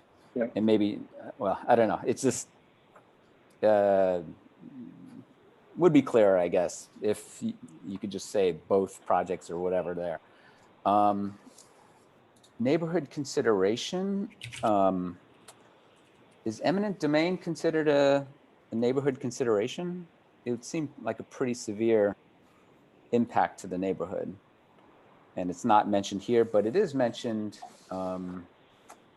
with the city council adopted criteria. I believe there's somewhere around here it says something about, oh yeah, minimize right away. We can definitely add it on if it's, yeah, we can definitely, it's just an added bullet. That's fine, we can add that in. So just to confirm, the correct term would be property impacts or yeah, whatever term you want to. Yeah, it would. You want to use. Wouldn't be eminent domain necessarily. That's fine. This is a bit of a nit, but a lot of, I think pretty much all the fact sheets say, what is an underpass? And that's like a general statement. And when I read that, I expected you would kind of go through an overview of what an underpass was. But of course it's not. It's actually focused on the Middle Charleston one. So it'd almost be more accurate to say about the underpass instead of what is an underpass. And that goes for like, what's a partial underpass? Like, well, no, we're talking about Churchill's, not just any in general. And maybe there it could also say about the partial underpass. Just again, just being more clear on how we say things. On the Churchill one, regarding facilitating movements in the city council criteria, in the Middle Charleston one, you do say all directions, but resulting in a longer route. So here you have a qualification, but you actually don't have one here where there is also a qualification, meaning people going westbound on Churchill can't actually go across. They have to do something else. So I guess it's either we be more specific and accurate, or we got to figure out how to be more general, but to do it here in one place and not the other seems, I don't know, inconsistent. Something for Pat, is there any statement on safety? There probably wasn't in the city council criteria, was there? Or was there? I'm sorry, I don't have that big matrix. So I'm kind of reminding us that safety is important. I'm not Yes, sure how to is. quantify safety on this. And at some point we might want to actually think about that and qualifying safety of bikes and peds and safety of cars. But yeah, I don't know if the council gave us a safety criteria, which is kind of shocking. I don't see it on the fact sheets. The second I mean, it page does of the say fact provide sheets. clear, safe routes that are separated from vehicles. So, if there is a safety impact, like for instance, in the underpass for Meadow and Charleston, pedestrians and cyclists are completed as it says here, whereas in some of the other ones, they're not. So there is a safety impact there. Safer, it's okay. If you believe that completely separated is safety is safer, which is a debatable thing in the bicycle community. Okay. Again, neighborhood in considerations on the Churchill one, property impacts maybe should be mentioned in the neighborhood considerations. Also one thing I thought might be a good engineering challenge to put maybe in both is just the fact that we don't know if Caltrain right away will be allowed or not for us to take and use. That seemed like be a big factor in a lot of these things. And that's it for me. Thanks. Thank you. Okay, I see Greg Braille and then followed by Keith. Hi there. I'm going to start with a really, really minor nit, but we've had this before when we've had renderings that people thought were overly optimistic. And for instance, especially on the Meadow and Charleston underpass on the fact sheet, I see all these wonderful trees, and I see these trees in the middle, these huge trees in the middle of the roundabout, not huge, in the middle of the roundabout. At some point when we redo the things, if those trees are not realistic, because we're gonna have to cut them all down for the construction, we might want to consider being pessimistic rather than optimistic on the trees and the renderings, so that no one says that we're trying to favor one option or another by putting in more trees, because we had that comment on some of the options before from the public. But that's not that important. It's not clear from the fact sheet, especially for the Meadow Charleston underpass. It says verbally what turning movements are and are not allowed. But I feel like maybe we should find a way to represent it visually for both of these. For all the other things we've done so far, obviously closing Churchill to cars, which some people seem to think means closing it for peds and bikes. Closing Churchill to cars is fairly clear. The other alternatives for Meadow and Charleston, the turning movements for cars don't change. But for both of these options, the turning movements for cars do change, and it's very hard. I've been doing this for a while now, and I lost track just an hour ago of what turning movements were and weren't allowed. So if it was possible to have a small diagram, and as Nadia correctly points out, the page count is not important. I don't think we have to charge people extra for another page on the PDF. something to visually represent the turning movements would probably be easier to understand than the textual descriptions for the majority of people, although not necessarily everybody. It's always good to get the same information out, both verbally and graphically. Yep, we'll take that into consideration. Yeah, thank you. And to that end, I fear that, and this is both my personal feeling, and I have a feeling we're going to hear it from the public, there is a lot of concern from some members of the public, some for very good reasons, about property acquisitions. And the Meadow and Charleston option in particular involves property acquisitions, but it's not clear from the fact sheet or from the rendering, the diagrams we saw earlier today, what property impacts there are. And maybe we have to be careful with, putting something out as a government that says, your house. But if I look, for instance, even at the plan we looked at earlier today, there's the roundabout appears to be going right through the kitchens of some houses. So, or the new, bike turning, the new bike 90-degree thing we talked about seems to go like right underneath one of the houses. Is there a way we can graphically represent without getting into too much trouble like that? Like, are there really no property impacts involved on that? Earlier diagrams represented shaded areas where there were property impacts or possible, right? Are those two houses right next to the roundabout? Maybe we have to be careful about how we represent those, but I really feel like we're going to be doing a disservice if we're not. If I were in one of those houses and I saw this, and I know that Philip has been working hard to notify people personally, but I might kind of freak out and maybe think that the city is trying to pull one over on me when I know that we're not. So I think it's really important that we be really careful with these two options. On the Churchill option, I thought there were no property impacts, but then I saw some emails indicating that maybe there were small ones, and then it sounded like some people were interpreting that as complete house takings, whereas others interpreted it as driveway modifications or sidewalk modifications. We just have to be super duper clear about what property impacts we're considering when we go in front of the public, or I think we're going to get some people who think that there's nefarious things afoot when I know that there aren't.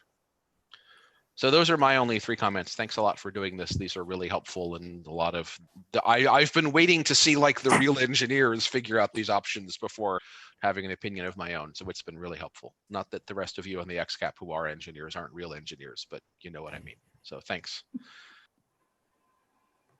Right. I see Keith next, and if anybody else, ex-cappers who have comments on the fact sheets, you should raise your hand for me. That would be great. Just want to do a time check. It is 4:52. We're supposed to end at 5, but as always, I'm expecting we will go over because that's just what we do at XCAP. So my apologies to all. Go ahead, Keith. Yeah, okay. I actually feel a little discomfort because when I look, especially in the metal side, I consider metal still to be a work in progress. Our ped bike connections on that just are not ready. And so if you're releasing this, you're kind of saying that this is, it implies a level of completeness I don't think we're at. So I feel some discomfort about having these fact sheets for something that I think that the whole XCAP has some concerns about how these connections work. And I think the bicycle community has big concerns about this. So I would just throw that out there. I'm not sure if we're ready to release. If you don't put these as draft, maybe that. But if you don't put draft on this, I think you're implying a level of completeness that we are not at. The second thing would be a question about Kellogg. So this is probably a question for Peter. I want to follow up on some of David's questions. Okay, so Dave was asking if you zoom in a little more at the Kellogg, he was asking about curving that tunnel. So question, the magenta is depressed at this point, right? This is, so the magenta, and so the brown tunnel is basically no elevation inside the tunnel. We're just a horizontal surface. And it comes out and hits the magenta at that low, and then the magenta now will ramp up on both ends. But the magenta is not the Embarcadero bike path. So will the Embarcadero bike path remain at the current grade? That's correct, yes.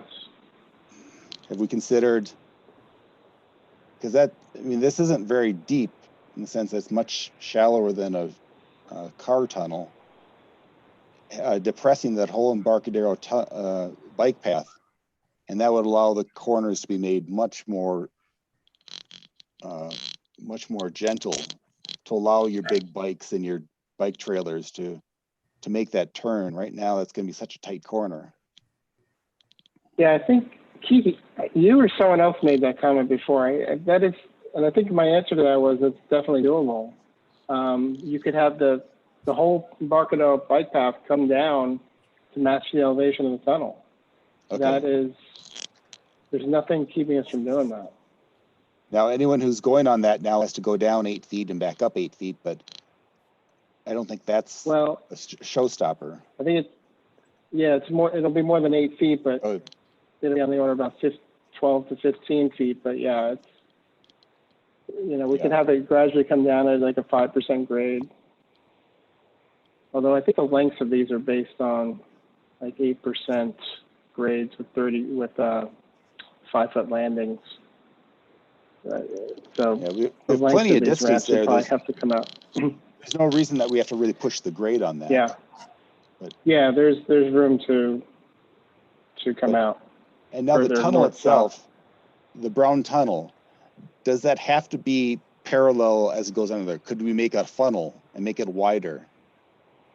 So just the portion that goes under the tracks, instead of having that be a rectangle, have that be funneling wider as you get closer. Yeah. I wasn't thinking so much. I love Elliot's design there. It's nice. Yeah. Yeah. I suppose you could do that to make it wider. The There's a problem with this is limitation the with wider- the sorry. precast box. Go ahead, Elliot. I was going to say I guess the longer span that you make the tracks go through, the deeper the structure is going to have to be. So that's a consideration that we're going to have to make. Well, I was thinking more keeping it parallel under Alma, but then once you get near the train tracks, then have it curve outward and effectively fork in two, and then you'd have two curved paths, one going north and one going south, and you could actually have the support under that. So from a structural standpoint, you're not really changing the width, you're breaking that tunnel in two, and you're having one fork go north and one fork go south, and that'll allow your curves to be much more gentle. And so if you're on a big bike now, you don't have to make a 90-degree turn, you only have to make a 60-degree turn. Plus you have that extra width of having both the magenta and the Embarcadero tunnel together, and that's gonna be much more bike friendly. So something like Elliot is drawn, is that what you're envisioning? Yeah, I was actually envisioning it more of a curve at the very end, but that if it's straight, that's. Yeah, no, I just can't draw a curve very easily at the moment, but I yeah. Yeah. No, understood. Yeah.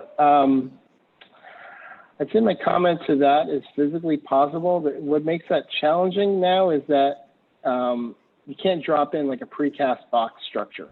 It would have to be, that gets tricky for construction.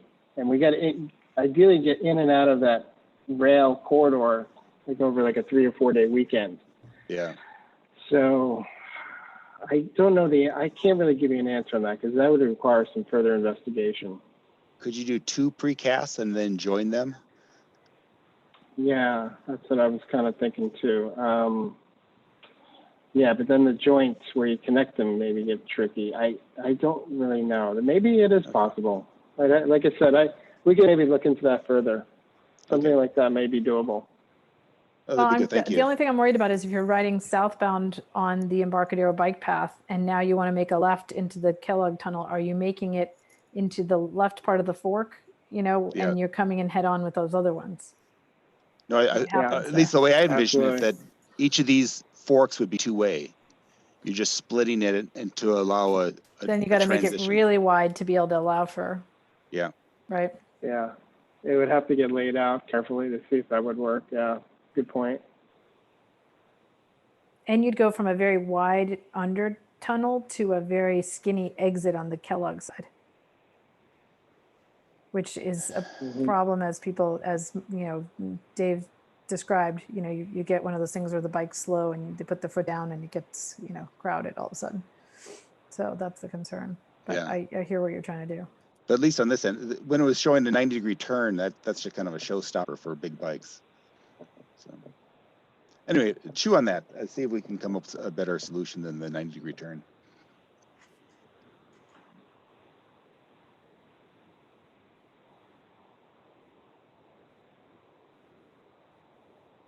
Keith, do you have anything else before I turn it over to Carrie? Okay, That's it. Carrie, Thank it's your you. turn.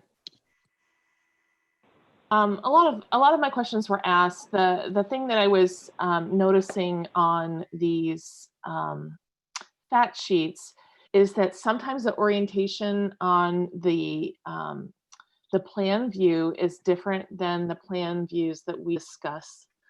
So, for example, that on page 2 is almost going north and south, and sometimes on the other diagrams we have we have the other orientation rotated degrees on the diagrams, and it throws me a little. I'm only bringing it up because we may want to think about that if we're going to have both of those available for the town hall. It makes sense in this layout to have Alma aligned in the two graphics, because then you can kind of see how they operate in unison. But it was a little bit jarring because it took me a minute to realize that the orientation had changed 90 degrees. So I just wanted to throw that out there. Yeah, it's a good comment, Carrie. I tend to not like to do that because, like you said, even for someone who's familiar with the project very well, it's just disorienting. So we could take a look at that and see if we could reorient that to make it more consistent. Any other ex-cappers who haven't spoken? Do you have a comment?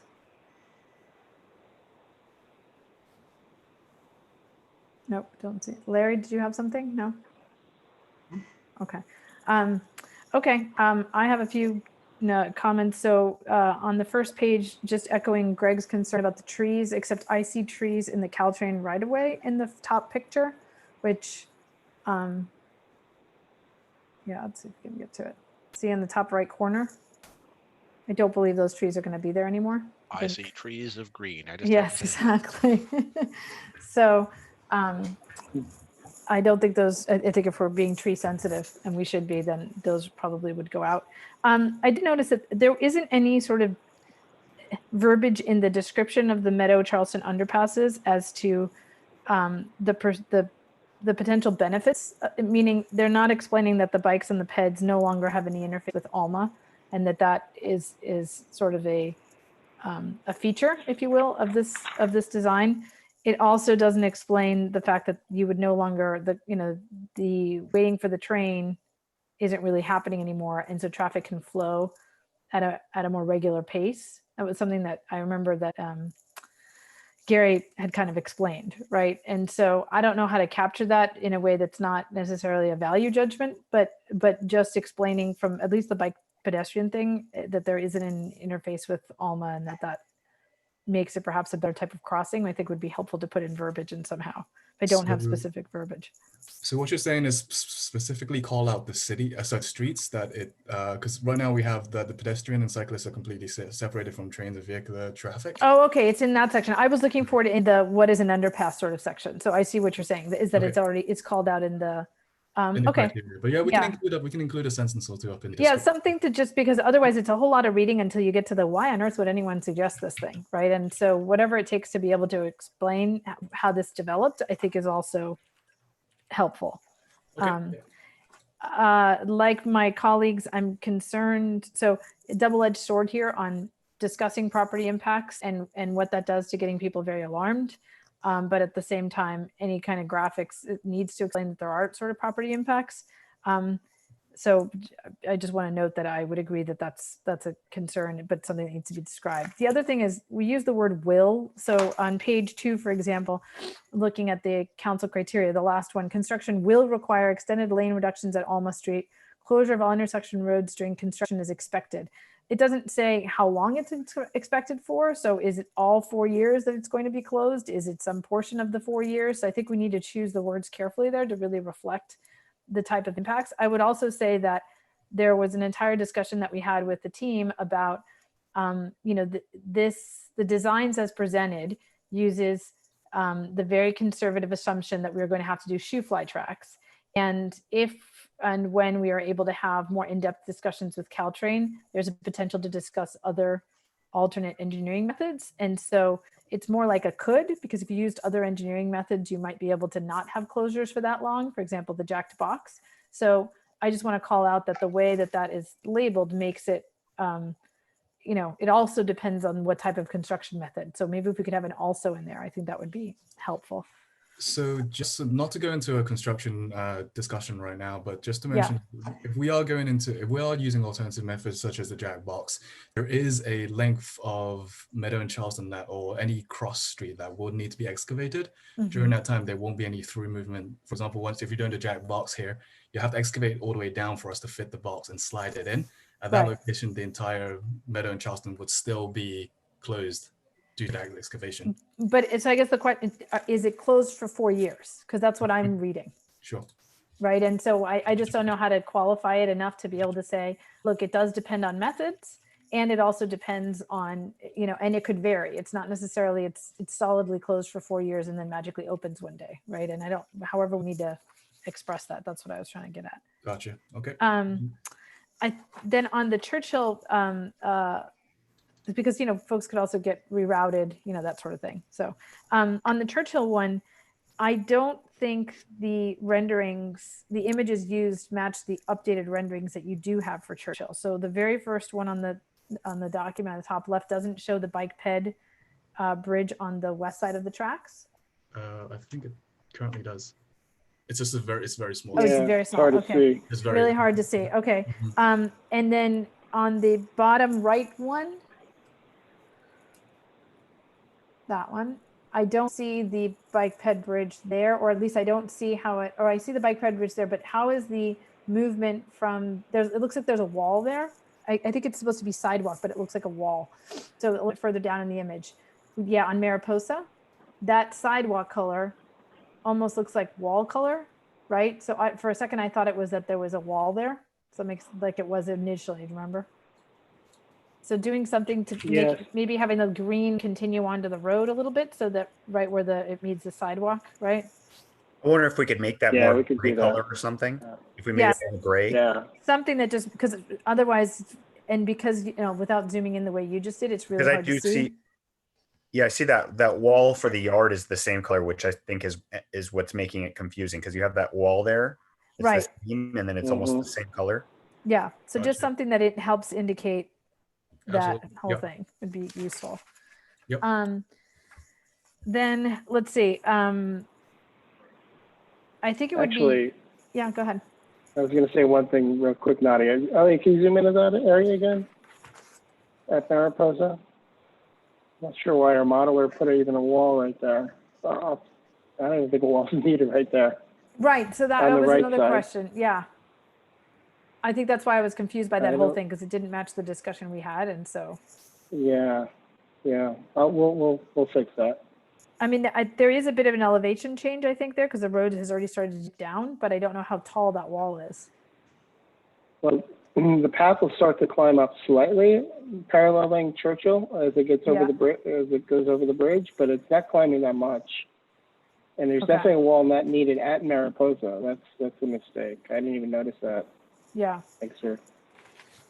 And then I think on the Kellogg, on the page 4 of the one that shows the Kellogg bike path, I think something that indicates maybe how wide the Kellogg Avenue is. I know it's in the renderings, but I was concerned that there's members of the public who thought that we've taken over the entire road. Also, something that we should think about addressing in some way, and I don't know what the answer is, but I did hear concerns from those neighbors about where do you put your garbage cans? And I don't actually know what the city rules are on that. Do you put your garbage cans in the planter strip if the street doesn't have room for that? I'm not really sure how that works. Maybe Southgate already has that issue, and I I'm not familiar with how that works. And I'm not saying it's something that goes in the fact sheets, but I just want to point out that that's a question that might come up for us again, and we should have some sort of answer. I think I just want to say generally before we go to public comment, I am still super uncomfortable with the levels of refinement that we have on some of the new alternatives. And I know that it's a function of the fact that they're new and they haven't gotten as much time as some of the other alternatives. And I also hear, Larry, that, you know, we do want to get to some answer, but I'm remain very concerned about just putting things out there when they're half-baked and getting a lot more pushback to the point where we might lose not just momentum, but basically any community support for any of the work we're doing, even though it's still early in the process. I am concerned about that. We will be having a meeting at some point. I'm going to meet with Larry and staff about when are the dates for the upcoming town hall meetings. And Philip, we can maybe talk about that when we talk about staff updates and the next item. But I think hearing more about when those town halls will be and how this all interfaces with the contract amendment that I know is going to council and stuff might help us get some better discussion on all that. But I'll flag that for afterwards. Keith, I see you've got your hand Nadia, up can I still. just? Yeah, go ahead, Peter. I was going to ask if I could just comment on what you just said there. I understand where you guys are coming from. I think you guys have some tough decisions ahead. I kind of feel your frustration because of these tough decisions. You want as much information as you can. You want these alternatives to be refined better. I understand all that, but I want you guys to keep in mind that we're taking these way much further in detail than we typically do at the planning phase. So it's just something to keep in mind for the XCAP to understand that we are taking these to a pretty high level of detail. We actually had a conversation with the city about that last week as well. So thank you just for that. wanted to chime in on that. Yeah, I appreciate that. I mean, I think you know, I think there's a whole lot of things that need to be discussed, and I do appreciate that at the level of engineering that the new alternatives have gotten more detail focused than some of the other alternatives have, and so it's a little bit lopsided. I think it's also fair to say, however, that the new alternatives came about as a result of people not liking the original alternatives, and in some ways they're the only ones that have a lot more bike ped refinement that are needed versus in a trench or in a hybrid or in a viaduct, and so I think it's sort of par for the course given what they are. But I do hear what you're saying on that. I don't see any other hands up, and we've got, we're already 15 minutes over, but we've had 3 patient attendees who've had their hand up, and we still have 43 attendees. So thank you to all of you guys who are keeping up with us at home. We really appreciate it. I think we'll open it up to public comment now. I see, we're now up to 8 hands, 9 hands. Okay, that grew 10. Okay, we are very short for time. So I'm going to give each of you a minute just because we still have another 2 items on the agenda that we're going to have to get through. So I apologize in advance. I know you're hating me right now and you've been holding your questions for a long time, but odds are this is going to come back to us again. So you hopefully will get a chance to give us more of your feedback. So with that, I'll ask Ruchika to give our speakers 1 minute, and looks like we've got 10. So. Okay, thank you. Our first speaker is Ken Joy. Please unmute and you can talk now. So I noticed on the fact sheet and the aerial view for Churchill that the Class 1 bike path on the south side of the Palo football field is not depicted. I think that's an oversight. On Meadow, the new bridges that are depicted don't seem to have a profile that shows how that affects the minimum vertical clearance for the bike ped 2-way path. There's a profile on the fact sheet, but that's for the roadway only. I think that you have to show the profiles when you bring this to the public. And on Charleston, there's a rendering that shows how the bike path has crosswalks at the roundabout, but it's not clear to me the width of the bike path where it reaches those crosswalks. And I think that detail needs to be examined more closely. Thank you. Thank you. Our next speaker is Zaid Khan. Please unmute and you can talk. Hi, this is Zaid. I have a clarifying question around for Kellogg.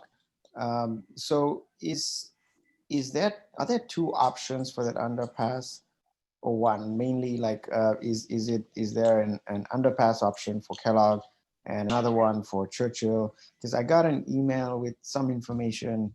I was really confused as to the number of options, and are we going to decide which option is the best?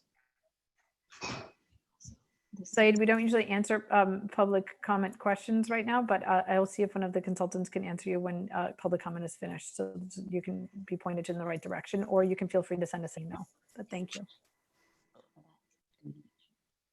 Oh. Hi, I'm Amber Law. I'm Zaid's wife. We've both been listening intently, and what we wanted to say is that the Kellogg, the 100 block Kellogg is really affected by all this, and we really didn't get much communication. It was pointed out from our neighbor, and some of our neighbors are not even online. They're seniors, and so we would have really liked to know, to be heavily involved in something like putting a bike tunnel at the end of our block. And also the rest of Kellogg may become a bike route. So it doesn't just affect the 100 block, it affects the 200 block as well, because I'm assuming that the bikes will go to Bryant, as I'm an avid biker.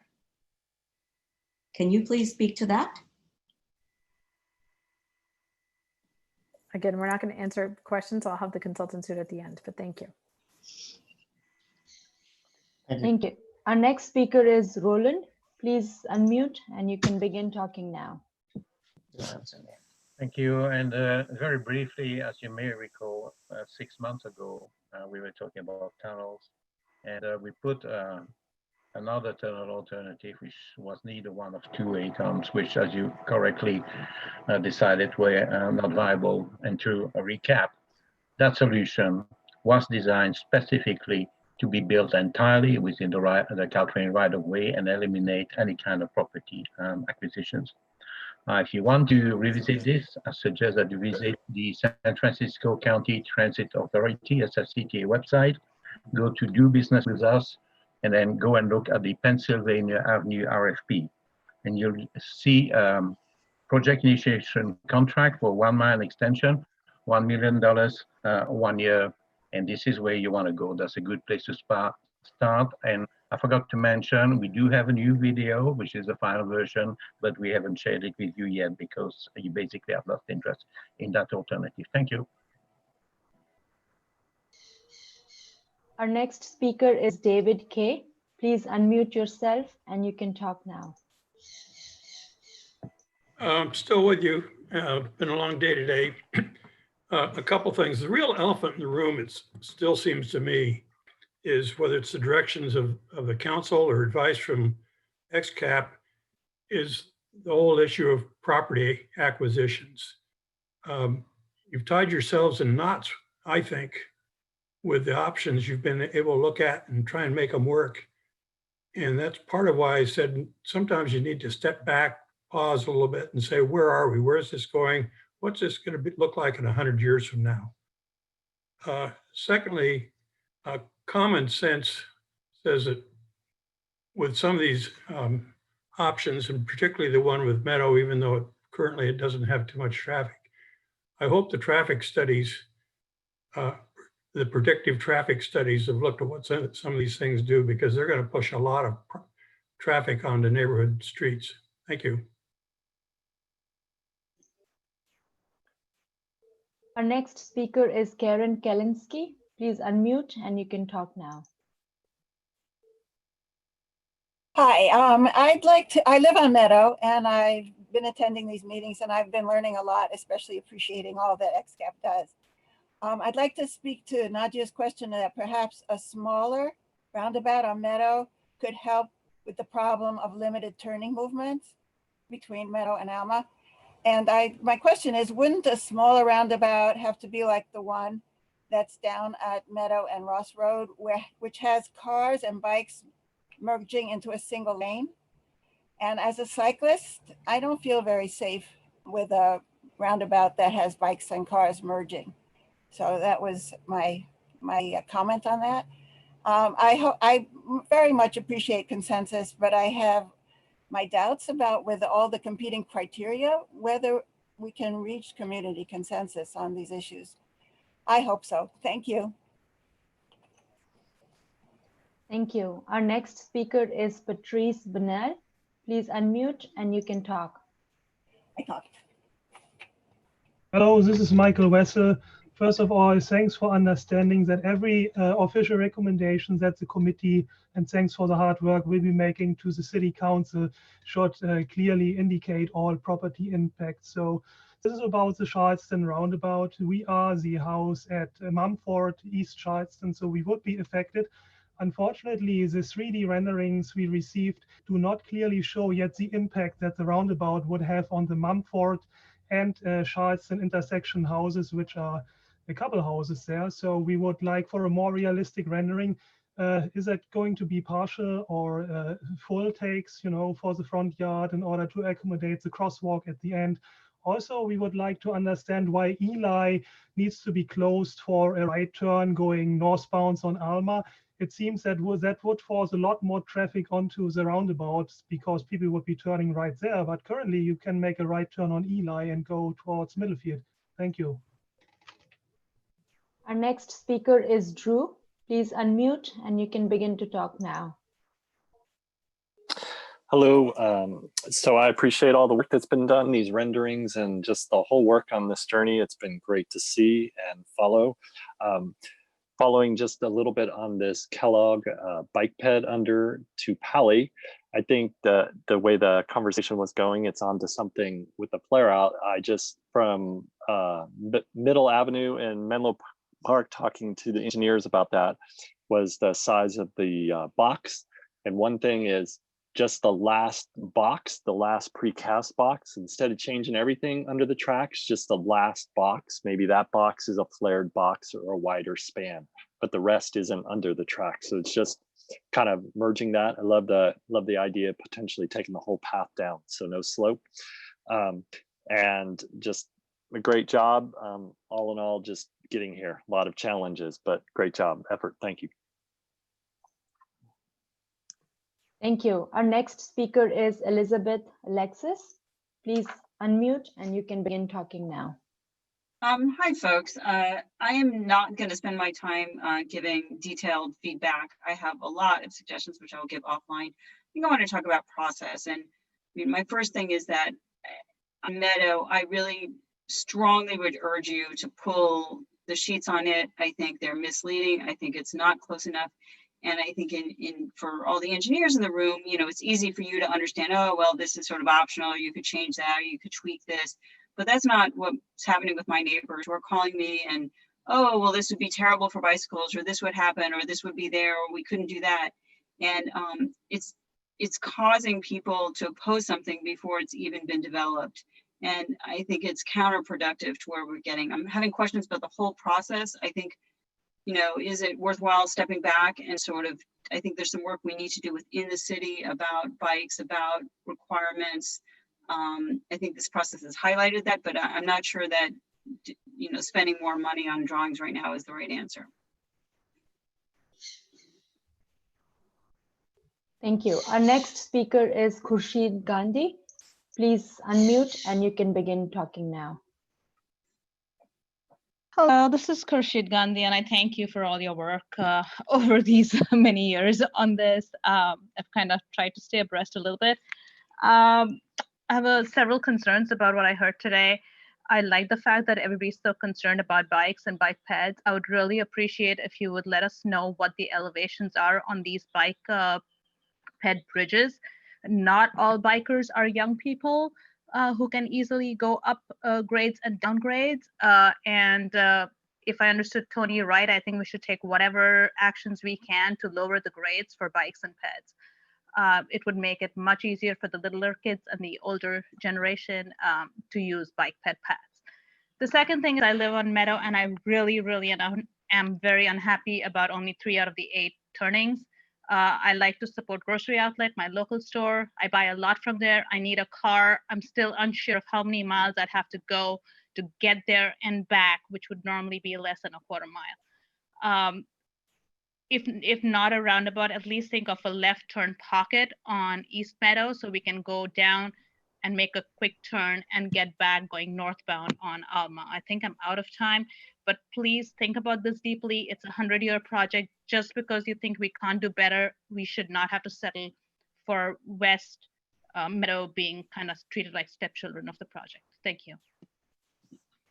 Thank you. Our next speaker is Susan Newman. Please unmute and begin to talk now. Yeah, I'm hesitating a little bit because I know I'm going to make myself extremely unpopular, but just listening to all the discussion about particularly things at Churchill and at Charleston and Meadow, but it may apply to the Churchill partial underpass as well. I just feel like we're kind of twisting ourselves into knots trying to achieve this total separation of bikes and peds from car traffic, rather than looking at how the process of riding alongside or being at the same level with cars, it can be good. I don't like the idea of having to go underground. I'm sure it would cut back on my biking if I had to do that. And walking would be a lot harder. And so there's I'm wondering if we have thrown out some of the options of elevating the train or whatever when we shouldn't have. That's it. Sorry. Thank you. Thank you. That concludes public comments for agenda item number 3. Great, thank you. So I wanted to address a couple of the questions that came up. So and it just taking them in reverse order, I did hear someone asking about bike bridges and how high those structures are. What I can tell from the drawings is that it's hard for folks to understand that the brown structures, the bike ped structures that we have, especially around Park, are actually on-grade structures. So I'm wondering if we could relabel that so that it's called, it says structure, but that it'd be good that it says on grade so people can appreciate that that's not going up or down, because I think that that might be throwing off some of the what people are understanding there. And there is another document somewhere that shows the bike ped elevation, but I realize it's not part of the fact sheets. I don't know if there's a way to be able to put that information on the fact sheets, because whoever made that comment probably hasn't seen our other things on that. And then I did hear the questions for the folks that live on Kellogg. There are 3 alternatives being considered for Churchill. There is a viaduct, a closure of Churchill, which would have a bike ped crossing at Churchill with 2 different options. One is a middle of the street alternative, similar to what is being looked at for Kellogg. And then there's one where you cross across the street and then go down on a ramp on the west side. And then the third option is this partial underpass where the bike ped tunnel would be on Kellogg. So just so they're clear on what the alternatives are for that.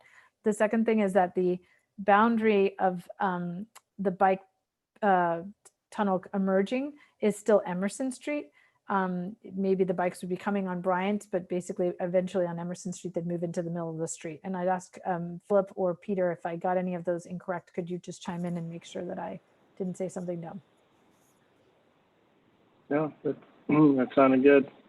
Okay, great. Okay, do I have any other ex-cappers who need to say something? Okay, we will.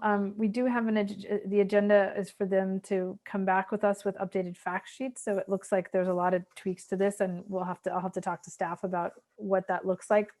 Part of what's guiding whatever continued work XCAP can do is that there's a contract amendment that is going to City Council. What was the date for that, Philip? Is it the 23rd? June 23rd?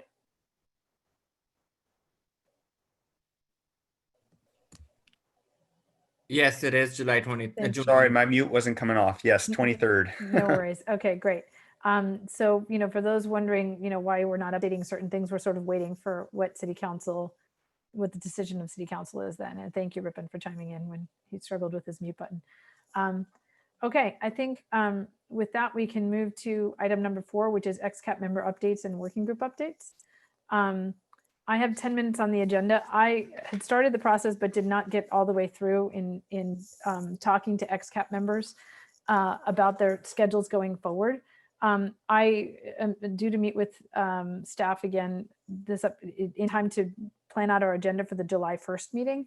I just want to say that we looked at potentially moving the timeline for the XCAPS report to be October 1st because we figured out there just wasn't enough time. But in order to achieve that, that would require us meeting every week, not every 2 weeks as we had agreed to, and having 3-hour meetings, not 2-hour meetings, which is what we agreed to on Zoom. So I am going to be checking in with everybody because I am aware of the personal sacrifice everybody has made to be on XCAP for this long.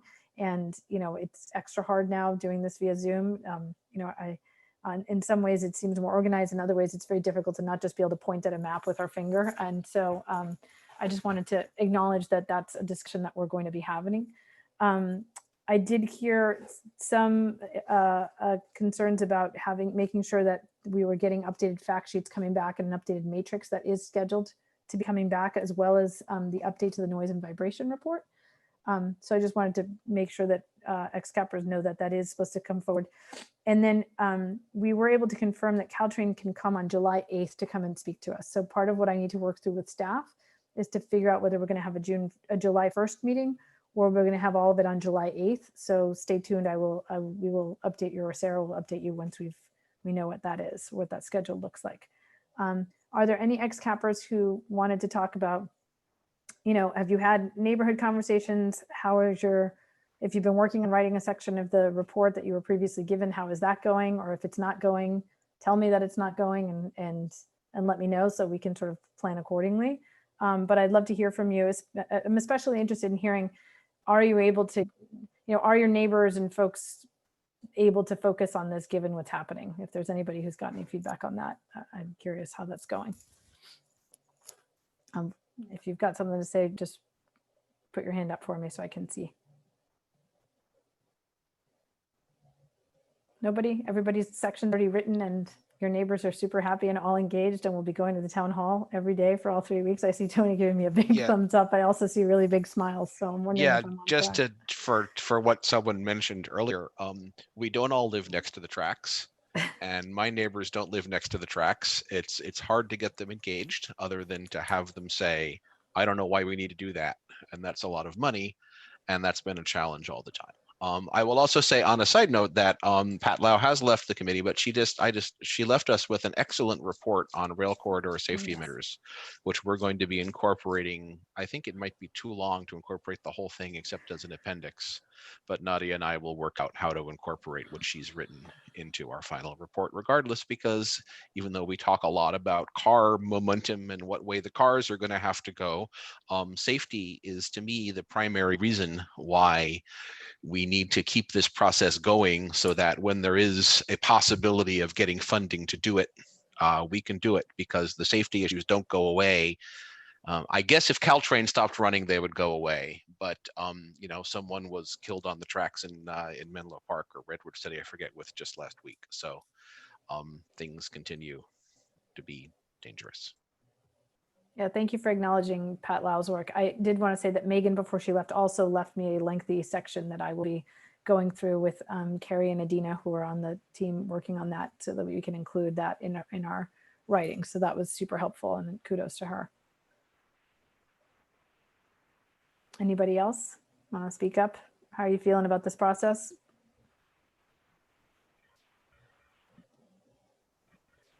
Okay, this is Young, and I still haven't started working on the report, but have a great intention to do so.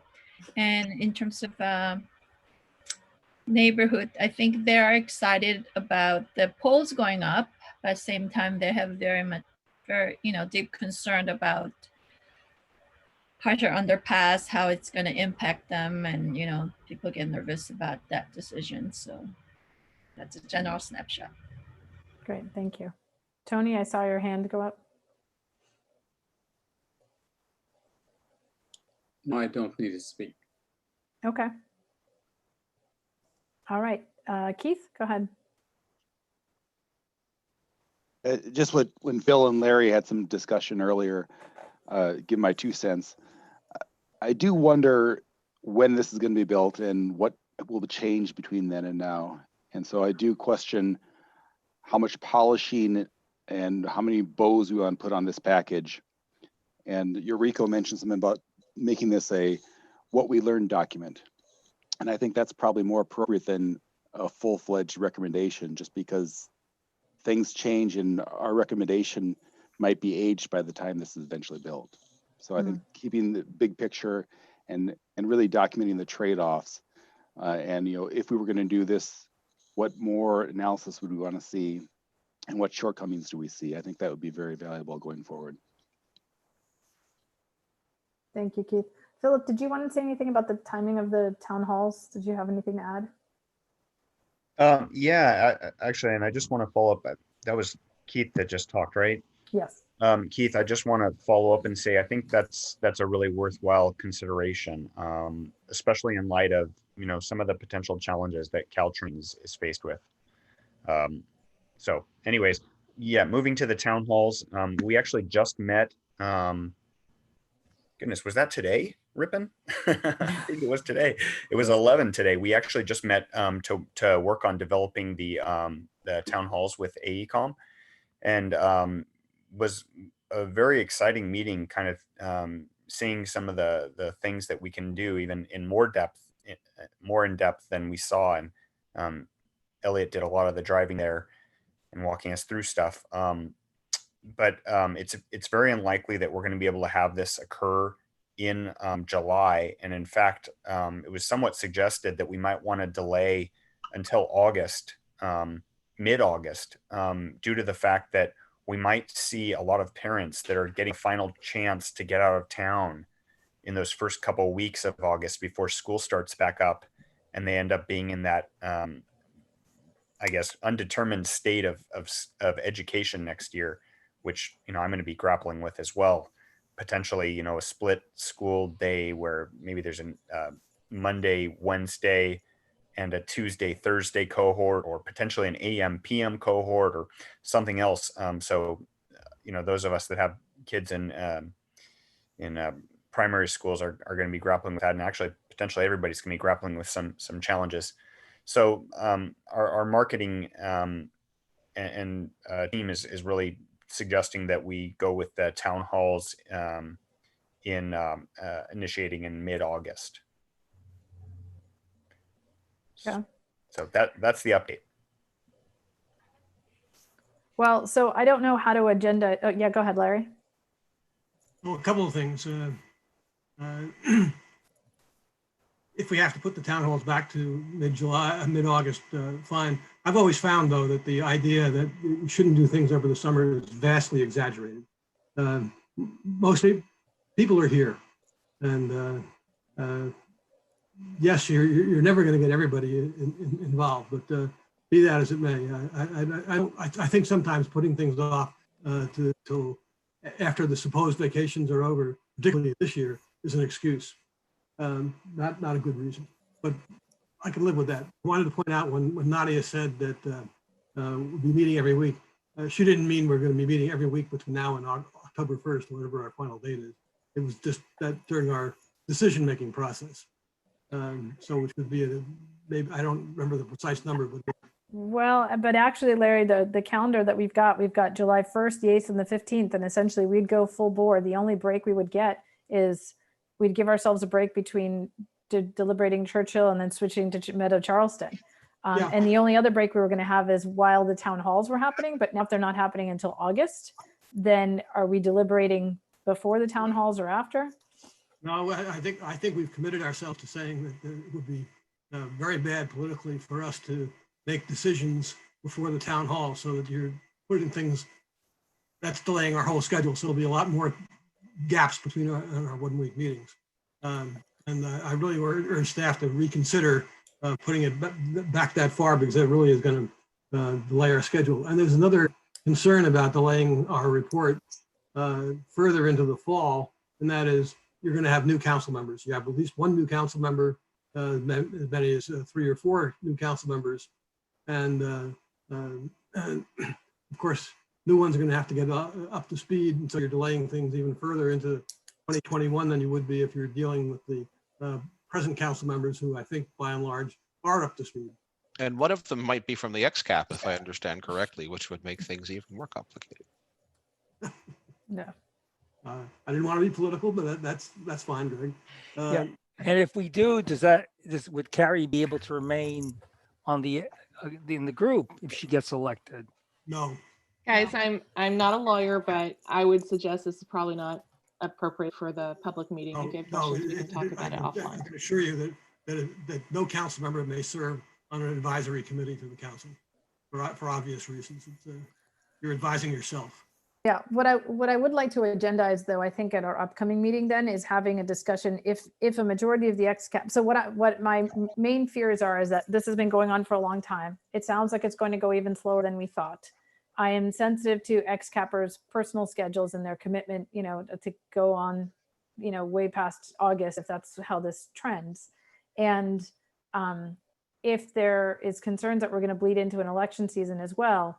And given COVID and that's why I'm interested also in hearing from Caltrain, because, from what the indications I got from Caltrain is that they're going to be starting their grade corridor study process. And I don't know how that's going to interface with us. And that's why I've agendized them for a future meeting. I do want to take up at some point what Greg pointed out, what Keith pointed out, and also what I think Yoriko made mention of is the potential for having a report that ends up being a summary report instead of a recommendation report, which could be completed sooner. And wouldn't necessarily, questions about what that means in terms of whether we could do that before town halls and not have to wait all the way till August. That could be one way to at least put a stopping point at what we're doing and not bleed into the political stuff. And at the same time, not have to do be doing town hall meetings where I think, some of these designs, in order to get them to a level that they can be made public, you probably have to throw a lot more money at. And I'm sensitive to what, like I heard Peter DiStefano say, which is we've already done that for some of the alternatives, maybe disproportionately so. So, Nadia, I wanted to finish up. You interrupted. Oh, I apologize, Larry. No problem. I just want to say that I think that the idea of just coming up with a list of what our thoughts were without making a recommendation is a bad idea. It's one that staff has been floating almost 1 year that I've been here. I almost think that maybe they're fearful of having us make a recommendation. And I don't know what our recommendations are going to be, but it seems to me that when 10 or 12 people have been spending as much time as we have, the community deserves to hear what we think are the best alternatives. And council then can do it as it wishes. And also just coming up with a summary report does not help the city in negotiating with any of the other government agencies. It's just we're coming up with sort of the Wikipedia of grade separations, which is nice, but it's not what we were formed to do. And I don't think it's really helpful to the community. Okay, well, I think it's something that we probably are going to have a committee discussion on. Tony, I see your hand up. Go ahead. Yes, I sort of said it somewhere in between what Keith said about a general overview and reporting back on what we've learned and where we are tending to go. And Larry's point about getting this thing done fast so we can negotiate with Caltrain, because we need to be able to do that in order to satisfy some of the alternatives that we're looking at, which involves Caltrain. So it's somewhere in between, but I don't think we're there yet on recommending an alternative. I think there are several different versions that we need to look at with the community and see where it goes. But I think we've learned a lot, but don't have a recommendation yet. Thank you, Tony. Does anybody else have anything to say? Okay. It looks like, did I see, I don't know if we have any members of the public who needed to speak on this item. I don't think that we have anybody. Okay. I'm not seeing any hands, so that's good. So any other staff updates that we have for, so item number 5?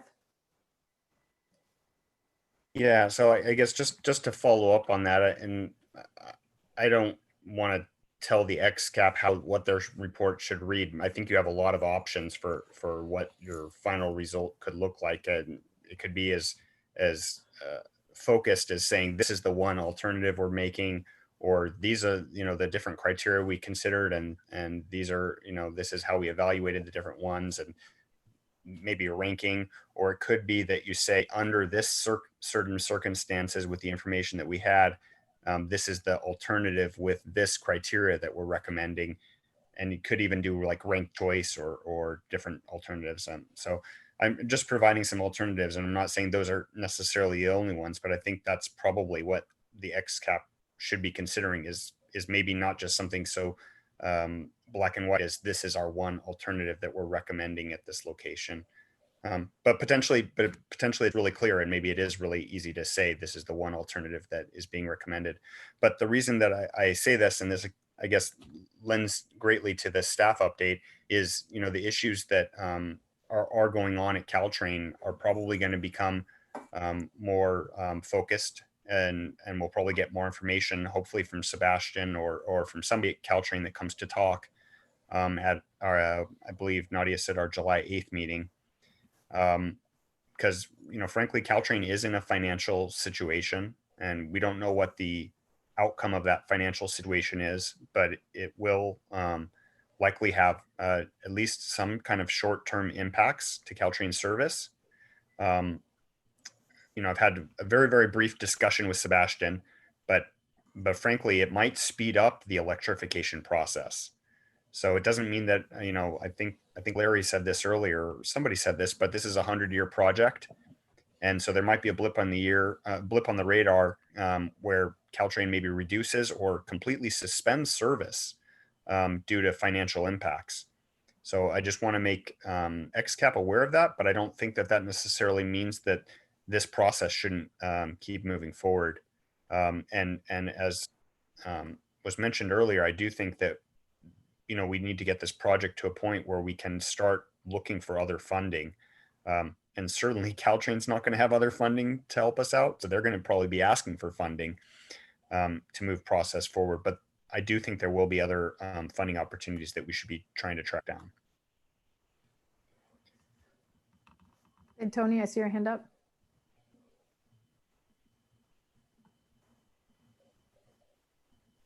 Tony, oh, you took it down. Okay. It was up from the last. Yeah, section. sorry. Thank you. Yeah, I mean, I'm looking forward to hearing what Sebastian has to say. I think, there's a lot of I disagree with Larry. I think we've actually learned a lot. I mean, the amount of things that we've learned about bikes and PEDs and utilities and water and just a whole bunch of things that need to be considered when you're looking at these things. When I think about Caltrain, now this is with my card hat on, right? If I think about Caltrain and the 41 remaining grade separations, a lot of what they need to consider when they're looking at their corridor-wide study is how do you engage with city and what are the really important things that you need to really understand before you get into these kinds of discussions. And I think the kind of work that we've done, the noise and vibration work, all of that is something that's going to be super useful. To your point, Philip, I am concerned that in order to move to any next phase, we'd have to front load money to Caltrain to be able to do that. And I don't know that Palo Alto is in a position to do that. And I don't know that where Measure B money is going to be for that. And so, but most importantly is the human element to me. I'm more concerned about burning out this entire XCAP group because we've been working a long time. And, the thought of going on for another 6 months at any kind of rate is something that I'm sensitive to.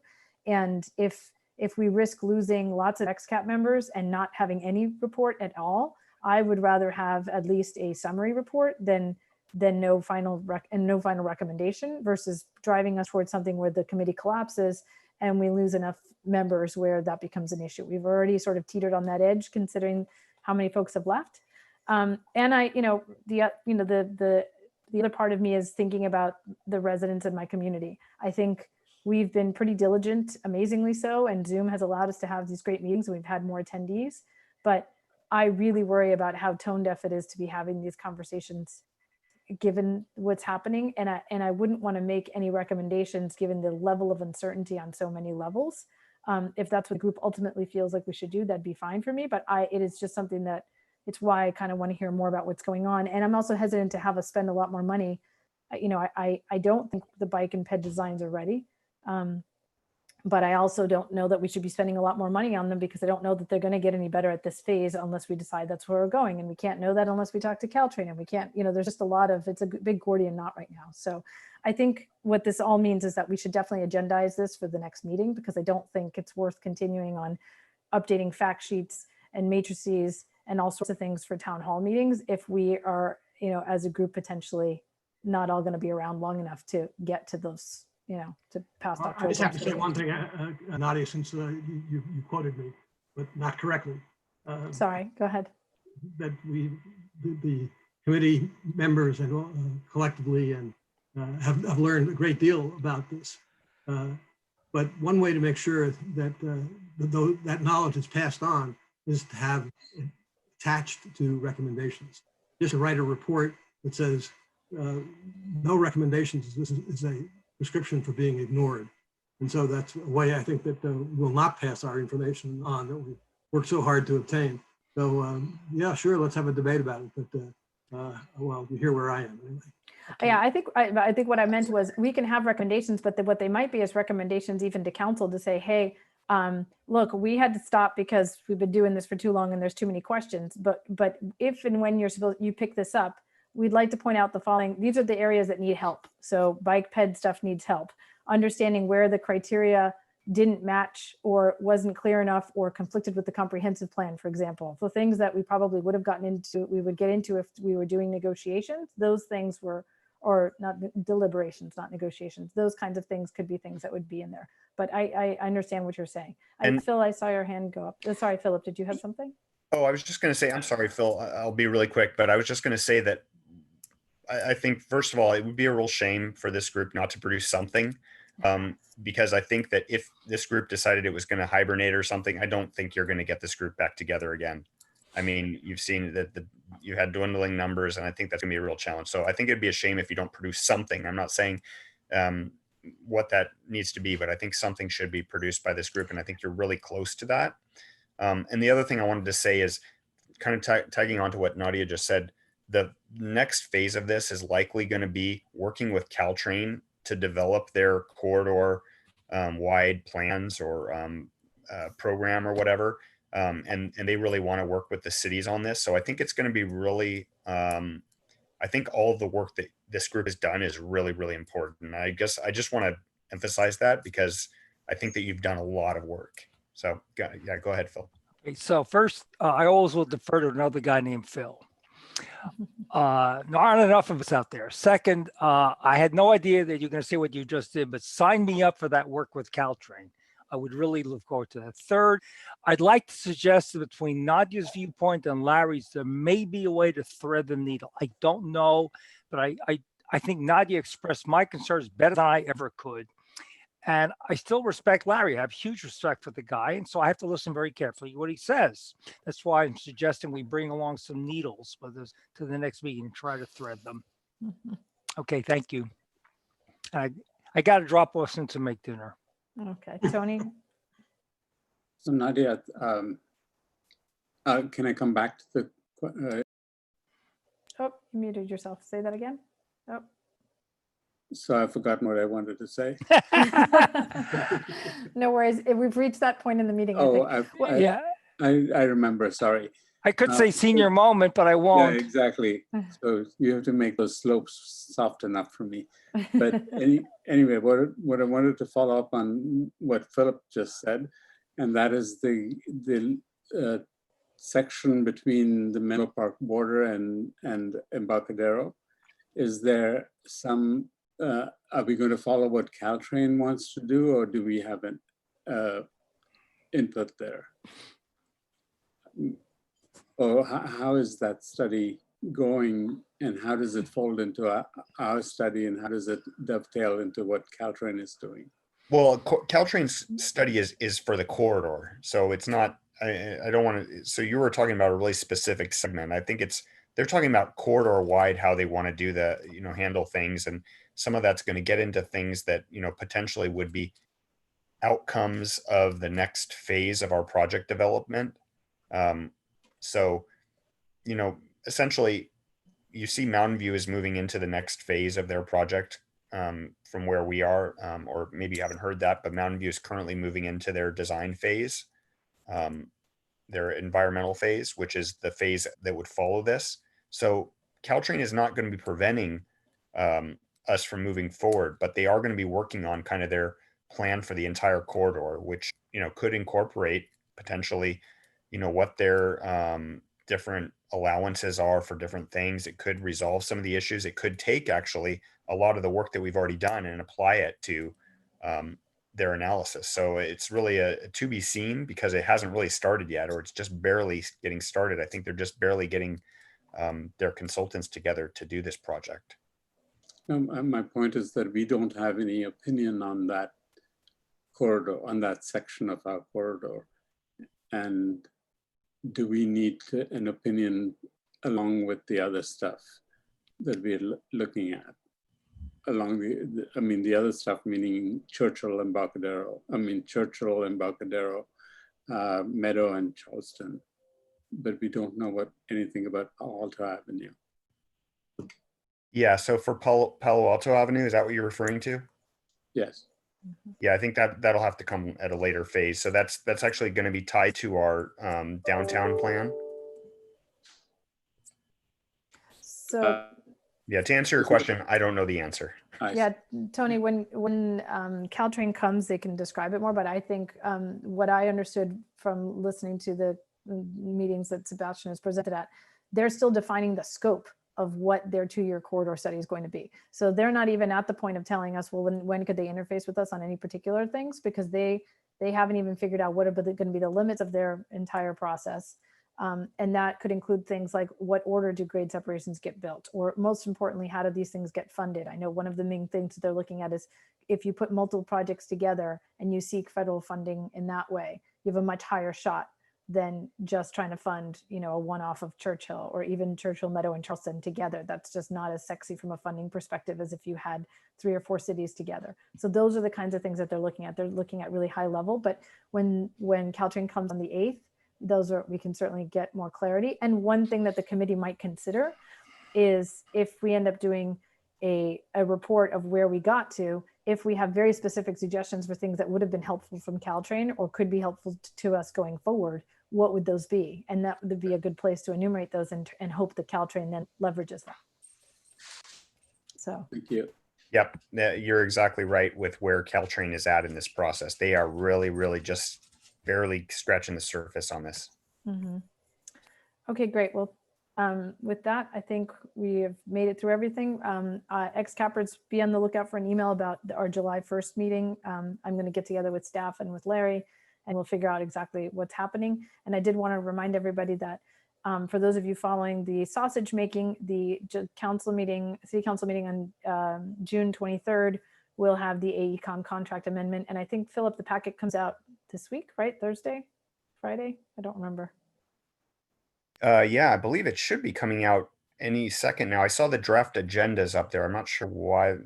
It might have printed even. I'm not sure. But okay, so shortly you can see the still contract amendment. And that's relevant to us because it shows how much more work is potentially scoped for what the XCAP has done through the time that we might need. So just wanted to point that out. Okay, I think with that, we are an hour over, but we really appreciate everyone hanging in there, and we're adjourned. So thank you very much, everybody. Thanks especially to the behind the scene team who made this meeting run so smoothly. Yes, thanks team. Thanks all. Bye. Bye.